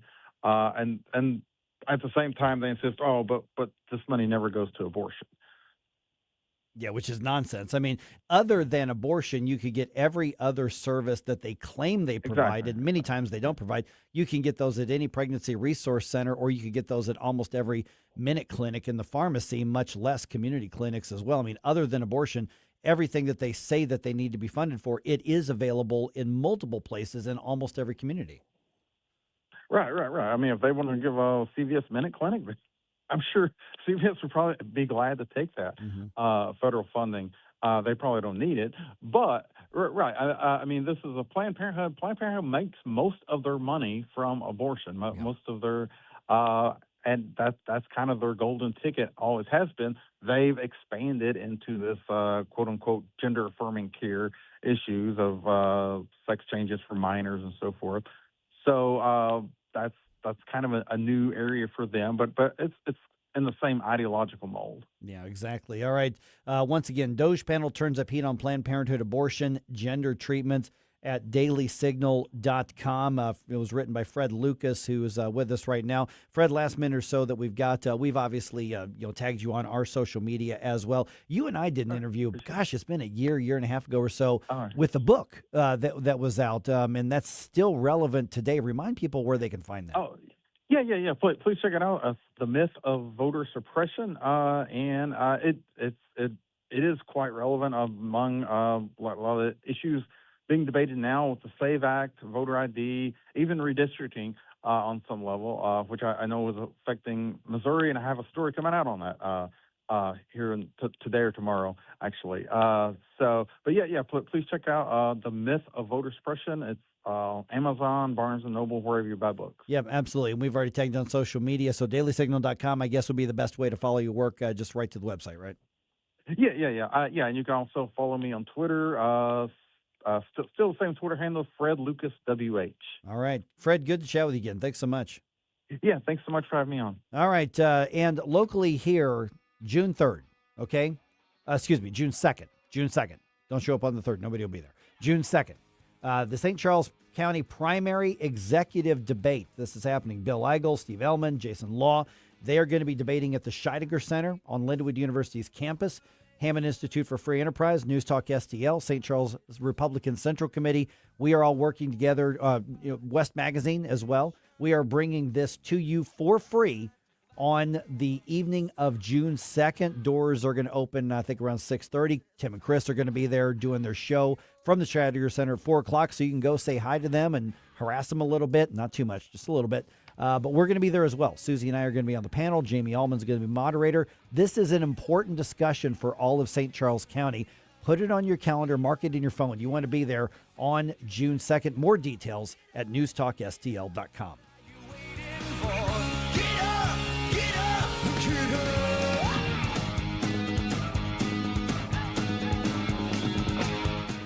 Mike Ferguson in the morning. I have to tell my kids that I'm a rock star now. On News Talk STL. Take the place of what I trust. Hey, it's Vic Porcelli. We're sitting here with our great friend, Chris Cooper. Hi, Chris. What's going on, Vic? How are you? I hear you wrote another book. This one's an e-book. Is that right? The Business Owner's Playbook for Financial Clarity. So it is a great book for entrepreneurs. It's a very short guide. Give people, business owners, the ability to understand key questions that are important, such as succession planning, legacy planning, getting the IRS out of our pockets, right? Because do you like paying taxes? I do not. I don't think anybody likes paying taxes, right? That just makes sense. And then always talking about protection. And then the other thing from a business owner perspective, what is the biggest asset a business owner has? Probably their business itself, right? We need to make sure we understand what the value of that business is as well. So this new book, I'm sure, is incredibly expensive, right? How much? No, it's a free resource. Oh, it's free. We provide guidance, we provide education, because we want to make sure people feel educated and understanding, because sometimes you don't know what questions to ask, and we need to make sure we help arm people with information to ask the right question. Reach out to Chris and Stacy today at SerenityWealthNow.com. Investment advice offered through Fortis Capital Advisors, LLC. Hey guys, don't miss Straight Lines with Elizabeth Kaiser every Sunday evening at 8 p.m. where we talk about so many areas, including AI, law, and health. We have some fantastic guests on my show. Don't forget, Sunday evenings at 8 p.m., Straight Lines with Elizabeth Kaiser. Stand and fight with Nick Schroer. Hey, it's Nick Schroer. To preserve this nation, to preserve the experiment and liberty that our founders envisioned, we must take a stand and fight. Stand and fight with Nick Schroer. Sunday nights at 6. Only on News Talk STL.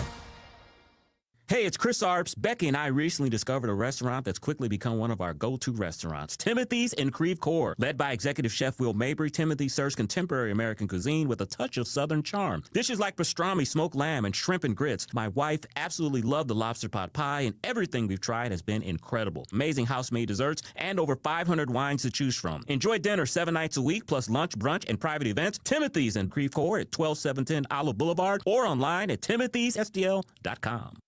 St. Louis's place to talk. Freedom of speech is one of the anchors of our society. News Talk STL. You're gonna go to the record store. You're gonna give them all your money. Radio plays what they want you to hear. Tell me it's cool. I just don't believe it. Sell out with me, oh yeah. Sell out with me tonight. The record companies only give me lots of money and everything's gonna be alright. Good morning, Missouri. It's your boy Joe Pags. I'll talk to you tonight at 10. But right now, let's get back to Mike Ferguson in the morning. All right, I'm going to step back into politics for a minute here. Oh. 8:19 right now. Let me know what you think about this. I mentioned this in one of our earlier kind of news segments. Obviously, a lot of talk about nutrition and health and stuff. RFK Jr. coming in with Maha and all that kind of thing. And I talk about it a lot here just because, I have completely changed how I, eat. And it's made a huge difference in my life over the last several years. And then now I'm working with nutrition stuff and all that kind of stuff. But I saw this this piece come through. It was one of those study finds, basically website that just tracks a bunch of studies that happened. And this happened to be at Duke University. And basically, it's no big secret that we Americans don't eat very well for the most part. No. Most Americans, we're not eating super healthy here. But some of the statistics on this are just kind of stunning. According to this Duke University study, over half of all of the calories that are consumed in America are from ultra-processed, essentially fake foods. Over half. And with kids, it's even higher. Oh, yeah. There's a reason why childhood obesity and diabetes is constantly on the rise. It's insane. Yeah. We eat, flavor-wise, we eat better than the kings of history, but nutritionally, we are less nutritious than the peasants of the old days. I mean, it just doesn't make sense. Yeah, it is. And so what they found is that the biggest offenders that we tend to eat, and I say we, I mean collectively, so much of this stuff I don't eat anymore. You're talking about me now. I'm talking about Americans. I'm just talking about, like, for instance, chips, packaged, chips, packaged breads. I don't eat that much bread anymore. I mean, I eat some, but I don't eat that much. This, I've got to think, is one of the biggest offenders, especially for kids. And RFK Jr. had something to say about this. Now, here's the thing is, like, when it comes to, like, what he's wanting people to adopt as far as nutritionally, I don't have any beef with it all.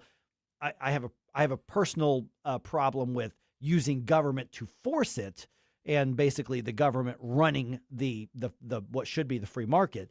And so that's my disagreement with him. I mean, he's a pretty far left guy, so he likes big government. But as far as like the nutritional aspect of it, he's not wrong on most of what he's saying out there when it comes to the actual foods. I mean, we shouldn't want those, artificial stuff and the preservatives and the, but there are things out there in the market that are available. We just need to take the effort to take responsibility for ourselves to go find them. Well, and I'm still on the fence about this because on the one hand, I would like to agree with that. I would love for people to be more, I guess, nutritionally conscious or literate. But on the other hand, I mean, we know for certain, like, red dyes are terrible for kids. Mm-hmm. We don't allow them to buy alcohol, but we allow them to be sold things that are actually almost in different ways more damaging. So at some point, does it not become something where the government has some responsibility to at least keep kids safe until they're old enough to make their own decisions? I still think it's a parental. But the parents aren't parenting. Yeah, that's why we have a bunch of fat kids. Yeah, but the government's about as fat as it gets too. So, but the sugary cereals has got to be one of the top. I mean, it's on the list of like top offenders. I don't remember the last time I had a bowl of cereal. Now there are some out there that aren't that bad, but I grew up eating a bunch of sugary cereals, and even like when I would eat something that wasn't super sugary. What did you do in the 70s and 80s? You took a big thing, a spoonful of sugar, just dumped it everywhere on it. We would do that. Put sugar on the sugar cereal. On the sugar-free cereal. That's what I mean. I remember doing that, like with Rice Krispies and Corn Flakes and stuff. And I'm thinking, well, that defeated the purpose. I might as well have gotten some Fruit Loops or something. Looking back, but sugary cereals are like a massive thing. I mean, look at any grocery store aisle. I mean, the sugary cereal is I mean, massive. I mean, it's just everywhere. You got a million different things that are just different colors of the same thing, basically. But how about this? Like, this is one where some people could maybe be tricked into thinking they're eating healthier, but they're really not, which is like the flavored yogurts. Mm-hmm. And say, I say that because I've actually got one for lunch, but normally I try to get the Greek yogurt that's unflavored, just plain. And then you just put a little bit of fruit on it. It's just as good, and it's far healthier. It's actually can be very healthy, but they were out, so I just grabbed a little bit to get the protein. But a lot of people think, well, I'm having yogurt, it's healthy. Well, no, it's really processed, sugar-laden stuff. I actually was surprised as an adult to find it out, but fruit juice is actually just as bad as soda pop in a lot of regards because it's concentrated and it has all that sugar in it. Well, and a lot of the fruit. Now, there are some like pure just fruit juice that you can get at places like Whole Foods Nutrition Stop and places like that. But for the most part, basically what you've got is Kool-Aid. Yes. I mean, that's really all it is in a lot of ways. Allison says more food education. Yes, absolutely. Absolutely. And then soft drinks. I stopped drinking pop as part of my New Year's resolution, 1999. So starting in the year 2000, I have not had any soft drinks. So 26 years. 26 years. I've not. Smartest decision I've ever made for my health. That's incredible. Yeah, 26 years. I haven't. I got to tell you, it was not easy because I was drinking so much of soft drinks that I went through a withdrawal. It was ridiculous. I don't know if it was all the caffeine from the soft drinks or whether it was all the sugary additives and all the stuff that my body had gotten used to. But it was not easy. I was drinking way too much of it.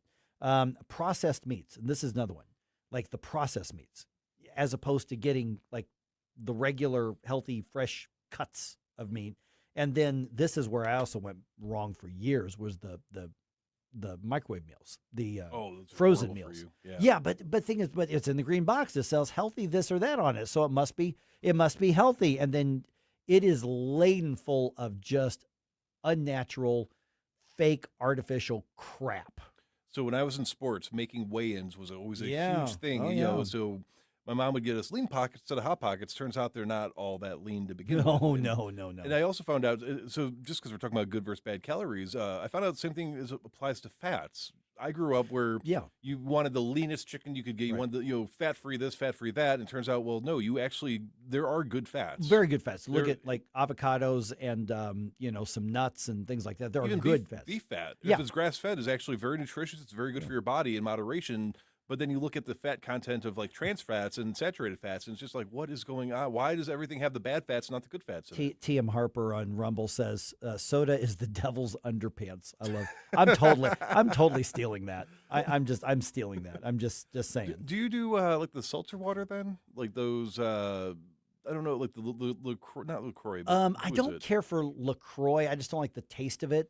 Like the sparkling flavored waters? Yeah, I used to. The way that I stopped, because here's what I did. When I was at Mizzou and I was at Columbia College, I worked in the Columbia Mall.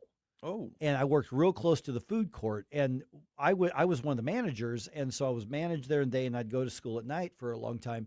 And one of the things that I would do is I'd go to just one of the restaurants. There was a Taco Bell right there and some others. And you would get the big thing, and of course you got free refills. And so I would drink like 5 or 6 of the jumbo cups like a day. Man. It was so stupid. I mean, I was 21 years old. I mean, it was, a lot of people would say I'm still an idiot, but I was really an idiot back then. And I would drink like 5 or 6 of those a day. So what I did was the other restaurant had this thing called Clearly Canadian, which is just like carbonated water with a little bit of fruit flavoring on it. And I would drink that instead of the soft drinks, instead of Pepsi and Coke or whatever. And that's how I kind of stepped down off of it. I'm sure your kidneys are so thankful. They are now. I used to drink a lot of soda. I was a very big Dr. Pepper guy. Mm-hmm. And I mean, I've been trying to cut that out because I know the damage it does to you and all that stuff now. But I'm thinking that even at my peak, I was not drinking 5 big gulps a day. I mean, that's incredible. It was bad. It was really, really, really bad. Now, there is something interesting, too, because, I grew up with a different food pyramid than I think is what's popular now. And apparently the food pyramid is not set in stone, no pun intended. But sugars, turns out like actual natural, cane sugars and natural fruit sugars. I mean, still sugar, you want to limit it, but there's a big difference in the way that we metabolize that compared to high fructose corn syrup. Yeah, and the high fructose corn syrup, and then the processed granular, white sugar. I mean, there are no health benefits. Tasty, but I mean, you can get sugar like I've got like this crystal rock sugar that's all natural that I'll put in some tea every once in a while. But sugar is the real enemy. I mean, Ryan from Nutrition Stop was in here. He said, people are talking about, fats and stuff. He goes, sugar is the enemy. Yeah. And the thing is a little bit's not going to kill you. You can have a treat for yourself. There's nothing wrong as long as you limit it to that. But the thing is that I switched over a lot of the when I was eating a lot of treats, go get fruit. I mean, seriously, at the grocery store, get the crisp, grapes, and that's as good as anything else. But the bottom line is that you look at this massive scale, and we're saying 50% plus of the calories being consumed in this country are processed, artificial, unnatural. They're the bad calories, and that's over half of the diet in this country. And then we wonder why healthcare costs are the way that they are. We wonder why, we have the mortality issues that we have. We wonder why we have the diabetes issues we have. We wonder why they have the cardiac issues that we have. When if all of us took more responsibility for ourselves and our family, we don't need government to do it for us, then we could solve a lot of these problems. Listen, I since I have started, and I've obviously, there's been a lot of comments on the weight I've lost. I'm in better shape now. I'm not on any meds anymore. Now, I mean, at my age, I may very well have to go back and do a little blood pressure med, but at the moment, I'm not on any. At my age, that's almost unheard of. I just credit that to eating a lot better. Counterpoint, though. They're so tasty. That's true. It's true. So tasty. It's true. It's true. 100%. It's absolutely true. Now, back to the point on maybe government intervention, Allison points out lying labels, though. There are labels where they use these crazy scientific terms to help deceive you or make it sound one way or another. I've got no argument whatsoever with truth and labeling push. That is a free market issue, is that truth and labeling. I've got no complaint about that part of the push whatsoever, because I don't think that's big government to say you're not allowed to lie, you're not allowed to commit any fraud. That's absolutely consistent with personal responsibility in a free market. Yes, truth and labeling, I'm 100% on board with that. Okay, so government should be able to say, or at least make it more digestible to the average public, what you're actually putting in your body. Yeah, and that is a matter of if I'm being lied to, am I being equipped to make my own decision without governmental interference with it? But, truth and, warnings and labeling and whatever the case is, yeah. That's not just food, that's anything else as well. But that's part of like a free market concept is that you're not allowed to steal from people. You're not allowed to, obviously defraud people. That's part of a free market. You can't allow that sort of thing. That is a legitimate function of government. I just don't think government should be telling people what they're allowed to eat and what they're not allowed to eat. That's just, to me, if you extend that kind of power, then God knows where it stops from there.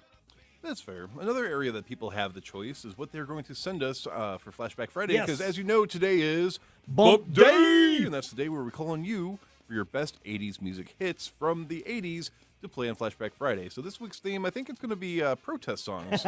Somebody emailed me that, and I'm like, I don't remember there being a lot. Well, I wasn't alive for the 80s, so I wouldn't have remembered, but I don't remember the media portraying as many protests as we have now. So there were a few. There was some stuff going on in the 80s. And the funny part is there were some songs that people don't realize were actually protest or like what we would now call like a social cause song.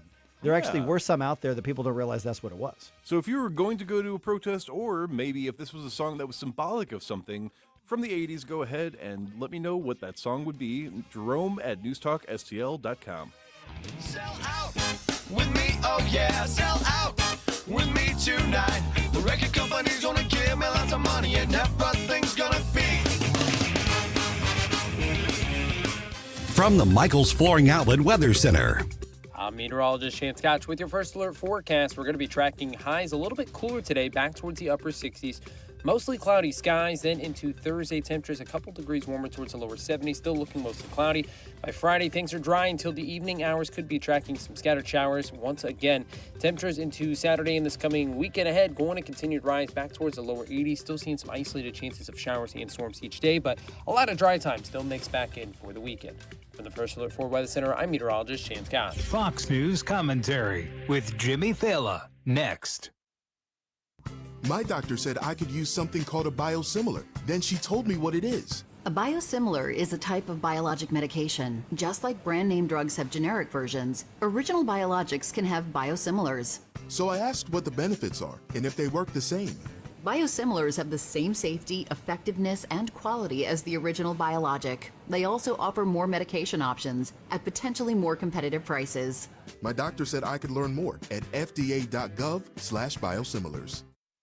Here's Jimmy Thela. We're thriving at a time when other countries aren't. As mad as we are about gas, if you had just a second to wrap your head around what they're dealing with in terms of jobs, in terms of scarcity of goods, in terms of the economy, in terms of all of the setbacks other economies are dealing with right now at a time when America is roaring, give or take the price of gas. But that's a solvable issue that we can solve ourselves. The other countries don't have the luxury of doing that. One of the reasons we have state governments that can rip off the taxpayer by offering them free things that other people pay for is we are the richest country in the world. But my point is, you don't stay that way. With the government trying to solve problems in the name of pretend empathy, but in the process spending 4 times as much on the problem as we could have just did it in the private sector. For more commentary like this, go to foxnewspodcast.com. Tim Jones here to introduce you to your new favorite roofing company, Corel Roofing. There were 4 major storms last year. Did your roof take a hit? Do you even know? Most homeowner insurance policies require claims to be filed within 1 year, so time's running out for a closer look. At Corel Roofing Company, you get a local roofing specialist who will advocate for you every step of the way. Give yourself peace of mind. Schedule your roof inspection today with Corel Roofing at CorelRoofingCo.com. That's CorelRoofingCo.com. This is Mark Harder with RE/MAX Results, the #1 RE/MAX franchise in the region. As a licensed real estate broker with RE/MAX Results for over 20 years, I've seen the ups and downs of many real estate markets, including the one we're in right now. With the spring market in full swing, now is the time to leap into the buying or selling of your home. Someday is not a day. Today is the day to make your move. Call me at 314-852-8933 or email me at markhardersells@gmail.com. Looking for a hardware store that treats you like family? Welcome to True Value Schneider's Hardware, your local gem in Old Town St. Peters. For over 100 years, we're proudly serve you St. Charles County, providing everything from lawn and garden supplies to plumbing and electrical. Need a bolt or fastener? We've got you covered. And don't forget, we're a steel dealership. Whether you need sales, parts, or service, ask for Charlie or Jerry when you come in. We're here to help.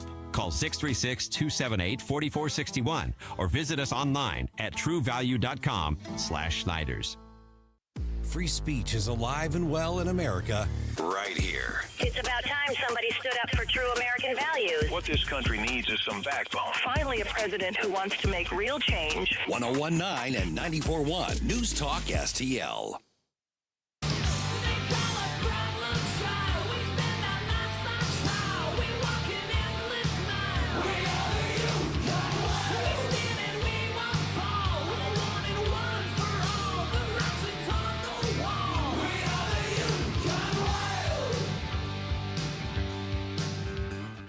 The Mike Ferguson Show is one of my favorite programs. In addition to Larry Connor's USA, catch my program at 6. Now, back to Mike.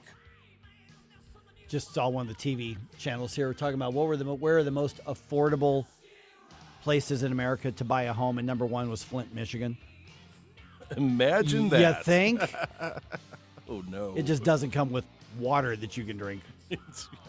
I don't envision that being a very booming college town either. I think that they actually got a lot of that water stuff fixed, or some of it fixed. But remember, at one point, basically none of the water in their water system was drinkable. None of it. None. I mean, they had such a horrendous collapse, and Flint, Michigan was run so badly that you couldn't even drink their water. It was like brown water. Yeah, it was literally gross. brown.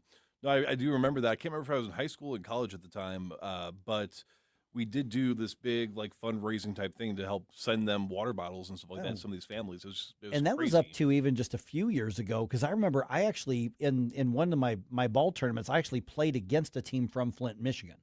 And where was I playing? I think I was playing them either in, I don't know, it was either Alabama or Florida. I think it was a Florida tournament I was in. And I remember cracking the joke. I'm like, guys, we got a really good chance to win this game. And they're like, why? I'm like, I don't know anything about Flint, Michigan, but I'm pretty sure those guys are dehydrated. You know? Oh, man. And really? they were like, really, dude? Seriously? I'm like, because this was in the peak of thing. I'm like, yes, I have bad taste when I make some of these jokes. I mean, we did whoop them, just saying. Ha ha, they have heavy metals in their bodies. Well, we can whip them. They ran up against a baseball team from St. Louis. Real nice, Mike. Yeah. Real classy. Just saying it was. But yeah, so yeah, it's like, great, you get a great deal, but do you? Really? Do you? Well, I mean, they're speaking about the pricing of the real estate, not the quality of life. Right. That's what they're doing. And St. Louis was around 115 in the entire nation as far as affordable homes. Now, if you get into just the city, they're much higher. They would be much higher up on the list because what's happening is the real estate is becoming far more valuable in Jefferson County. St. Louis County, my understanding is it's going up, but not to the rate that Jefferson County and St. Charles County are going up. Warren County, Lincoln County has got a lot of people moving, even because St. Charles County, there is such a momentum and such a trend in St. Charles County of basically government and community there saying, we have enough, we don't want a bunch of new development. Mm-hmm. Well, people are wanting to get out of St. Louis County and they're wanting to get out of the city still. So if, they're not allowed to build starter homes or you're not allowed to build apartments or condos, well, they're looking up, beyond that. And I was talking, we were talking with at the time was the mayor of Troy when we were up there doing our show from Whistle Pig Outdoors. And he said, he goes, the entire Lincoln County area in this corridor up there, he said, we're getting all kinds of, developers wanting to come in and build neighborhoods and things like that.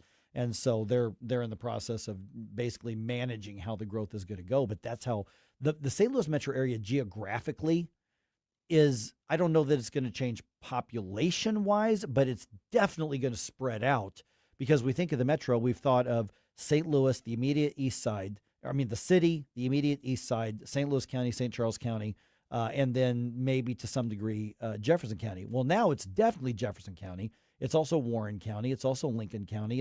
It's all these areas that aren't just part of the region. They're going to be the actual metro as well, and we need to be thinking of it that way because at one point we're like, well, the metro goes out to West County, meaning St. Louis County. Well, no, it goes out farther than that. It goes to Warren County.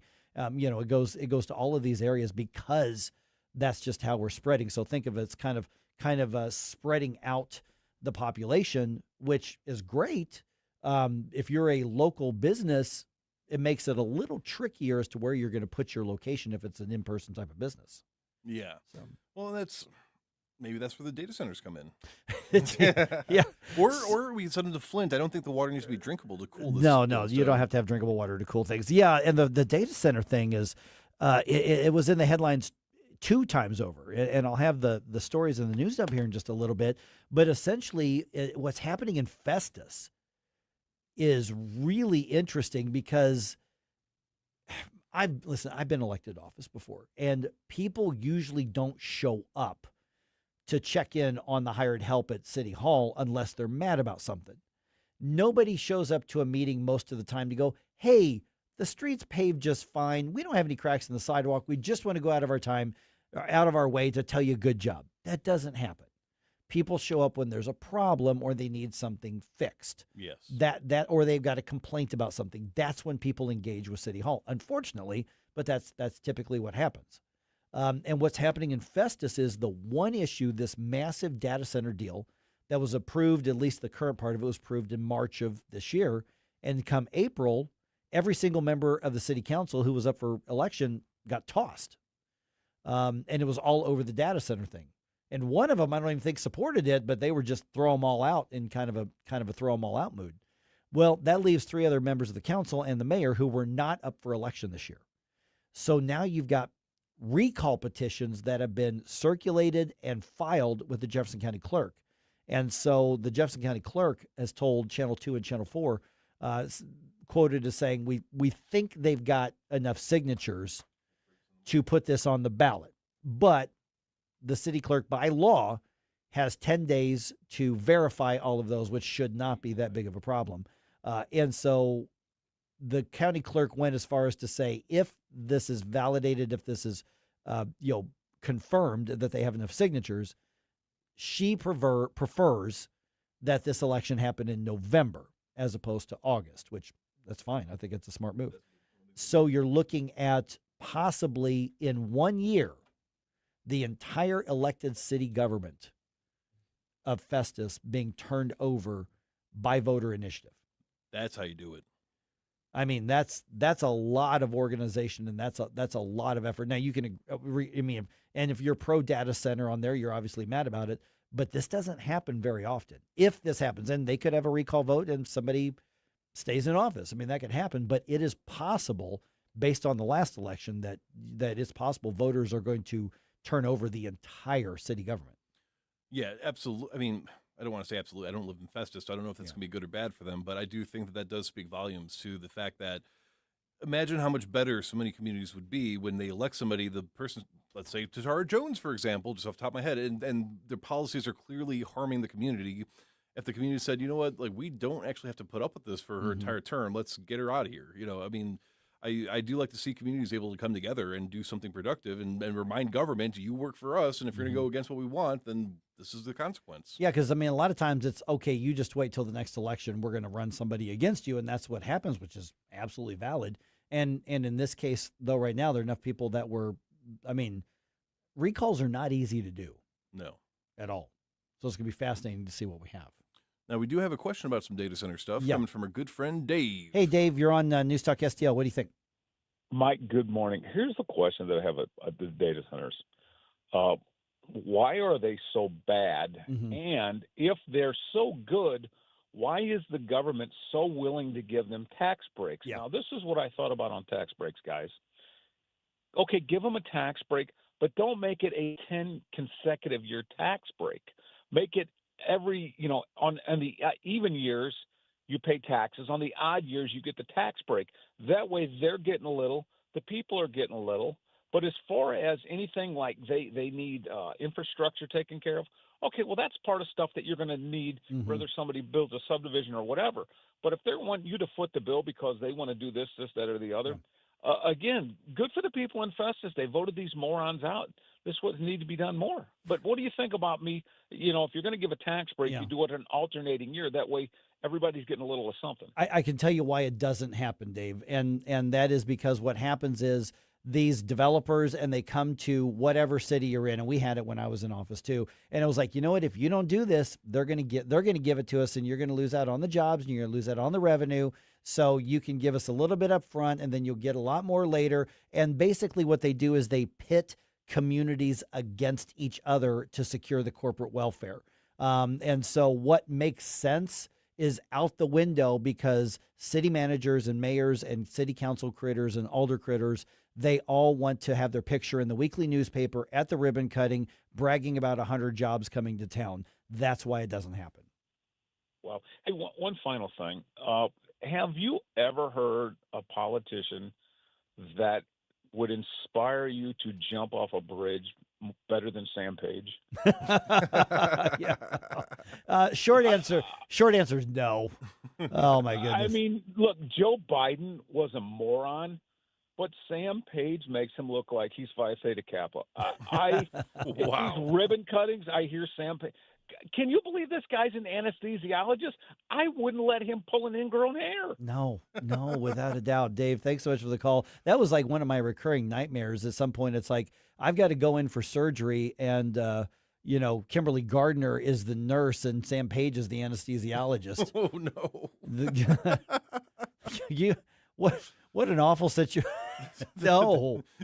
That would be a true nightmare. Holy cow. Oh, my goodness. And oh, man, no. But as far as the data centers thing, I think there are absolutely legitimate worries about them that need to be addressed, because data centers are not necessarily a new thing, but with the unbelievable, like, hockey stick style increase in the usage of the cloud and everything that's going digital as opposed to being on paper, is that we basically can't build them fast enough at this point to keep up with the online demand.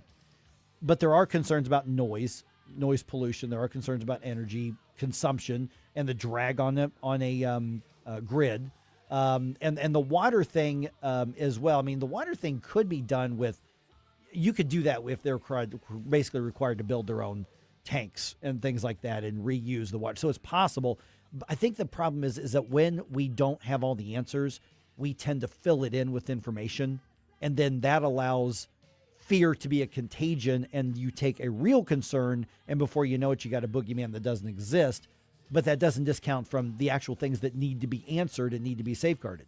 So what we've got is something new still to a lot of people, and they don't understand it, and they're being told, trust us, and people aren't trusting government as much as government would like. Well, and the scale of these too some of these are huge, massive things. It's like, well, we could have probably put some starter homes there, or maybe developed that into a better, agricultural land. But You could do that, and then the tax revenue off that would be nothing compared to what you're getting from the data centers. Because I'm telling you, city council members and city managers, they're looking at the numbers of revenue that would come in on this, and they're thinking, we could build that park, we could build a new fire station, we could do all this, and therein lies the rub.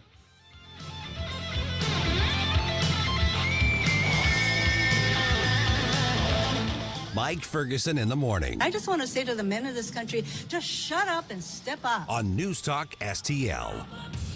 We spend our lives on trial. We walk in endless miles. We are the youth. Rhino Shield is engineered to outlast paint, formulated to outsmart the elements. Rain or shine, sleet or snow, mold or mildew. Our home exterior coatings intelligently designed to stand up to Mother Nature. Call 877-25-RHINO or 877-25rhino.com.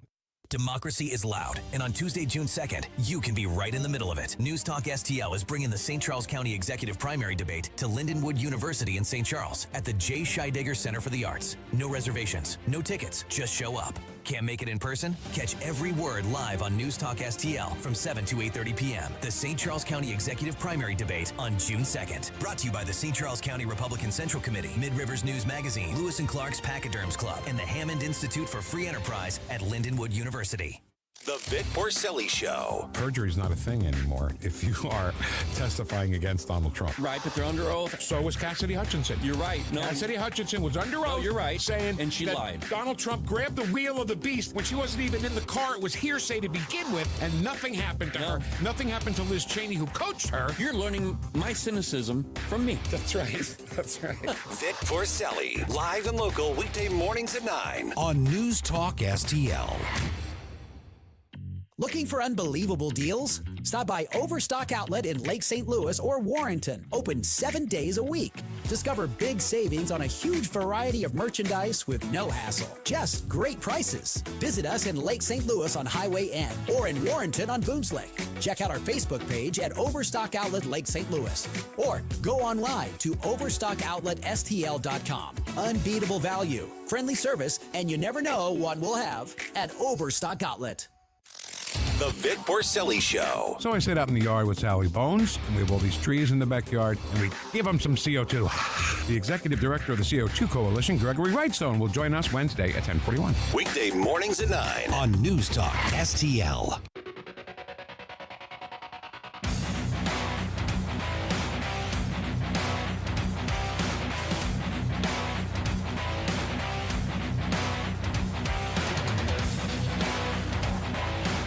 Hi, it's Randy Tobler here. Pour a big cup of coffee and catch my show every Saturday morning from 6 to 9.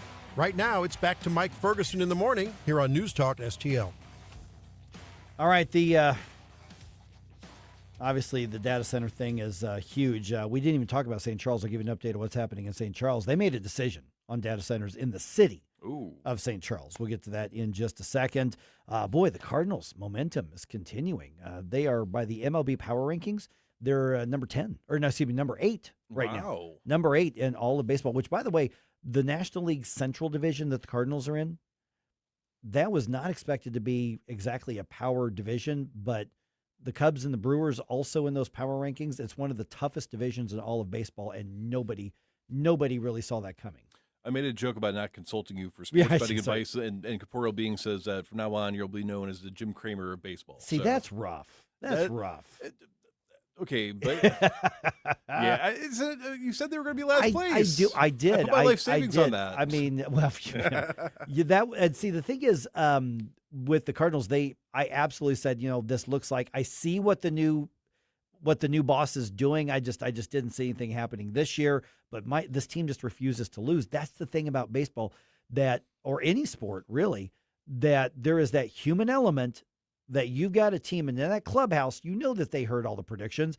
I mean, Sports Illustrated, ESPN, you can go to all of them. All of them do their preseason rankings. Baseball Today, they all predicted the Cardinals to finish in last place. Now, don't get me wrong, there could still be plenty of things that happen. But I just kind of looked at the team and went, that looks about right. But I'm like, don't give up. The least they're trying this year, and I was still hoping people would support the team, and they are. But these guys, you know that they heard that in the locker room, and they're like, we're going to show them, and they're showing us. Yes. They just are. All right, 8:53. Let's do one more news dump here. The Morning News Dump, brought to you by STL Fenceworks. The Morning News Dump. Are you joking? Is this a joke? Listen, folks, the Morning News Dump. All right, real quick note on data centers. By a 7-1 vote, the St. Charles City Council passing a permanent ban on data centers within city limits. Ooh. Yeah, because there was already a moratorium in place. They did a 1-year moratorium because people were pretty fired up because there were some proposals for a data center to be put, somewhere in the city, because there are parts of St. Charles City that are still undeveloped enough that you could put something industrial in, and people, stood up and started speaking and started pushing back. And so the city council said, all right, moratorium for a year, because there were some initial plans to get one. We saw all of that. And they said, we'll take a year. Everybody simmer down. Let's go through this with cooler heads and figure it out, which is, by the way, a good approach to do it. And so they decided last night to just end the discussion. No. The answer is no. So I'm sure everybody got on their phones and they were tweeting and emailing and stuff, which all goes through a data center somewhere. So these things have to go somewhere. If you're going to be online at all, you're using data centers. Just nobody seems to want them in their backyard. Just put them in Wyoming. Nothing's going on out there. There's like 10 people in the state. They'll be fine. There it is. Okay, let's do an update on this attack in San Diego on the Islamic Center. 3 people dead, including a security guard, after 2 teenage gunmen opened fire attacking the Islamic Center and the mosque. Authorities are describing what they found written on the guns, which is a bunch of swastikas and white supremacy type stuff. FBI San Diego Special Agent in charge, Mark Remley, telling reporters that they also found a manifesto as well. And he's not disclosing a lot of the details, but he is acknowledging they do have it. I would reiterate it's early on in the investigation. We are dedicating every resource the FBI has to conduct a thorough analysis of that manifesto to try to learn what led to this, but I think also more importantly, how can we stop future attacks? And the 2 gunmen, 17 and 18 years old, they're both dead, self-inflicted gunshot wounds. There's an article at RedState.com that shows screenshots of what's purported to be that manifesto. Basically, what you've got are two young men who were radicalized online is what the working theory is right now.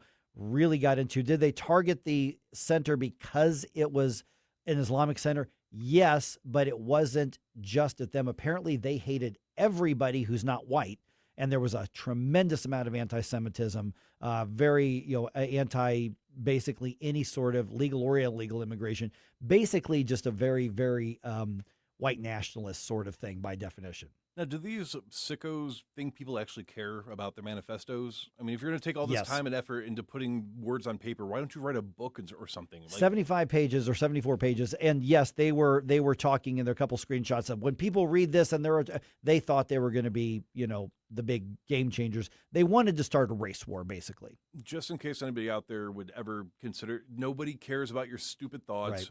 Write a Tom Clancy novel or something. Yeah, go get a Substack. All right, but let's end on some good news here. A pro-life pregnancy resource center on the Illinois side is thanking some junior high students for their support. So get this. The 7th and 8th graders at St. Francis Holy Ghost School raised over $21,000 for the Vitality Women's Clinic throughout this past school year, or the past 8 months. Yeah, the students organized several fundraising efforts. They just kept going at it, something new, and some entrepreneurial projects. So they put some business sense into this, and they benefit the clinic with that $21,000 plus, benefiting the clinic, benefiting the women's they serve, benefiting that community, benefiting the dads, and most importantly, benefiting the lives that are going to be born because these kids helped carry some of that load. Fantastic.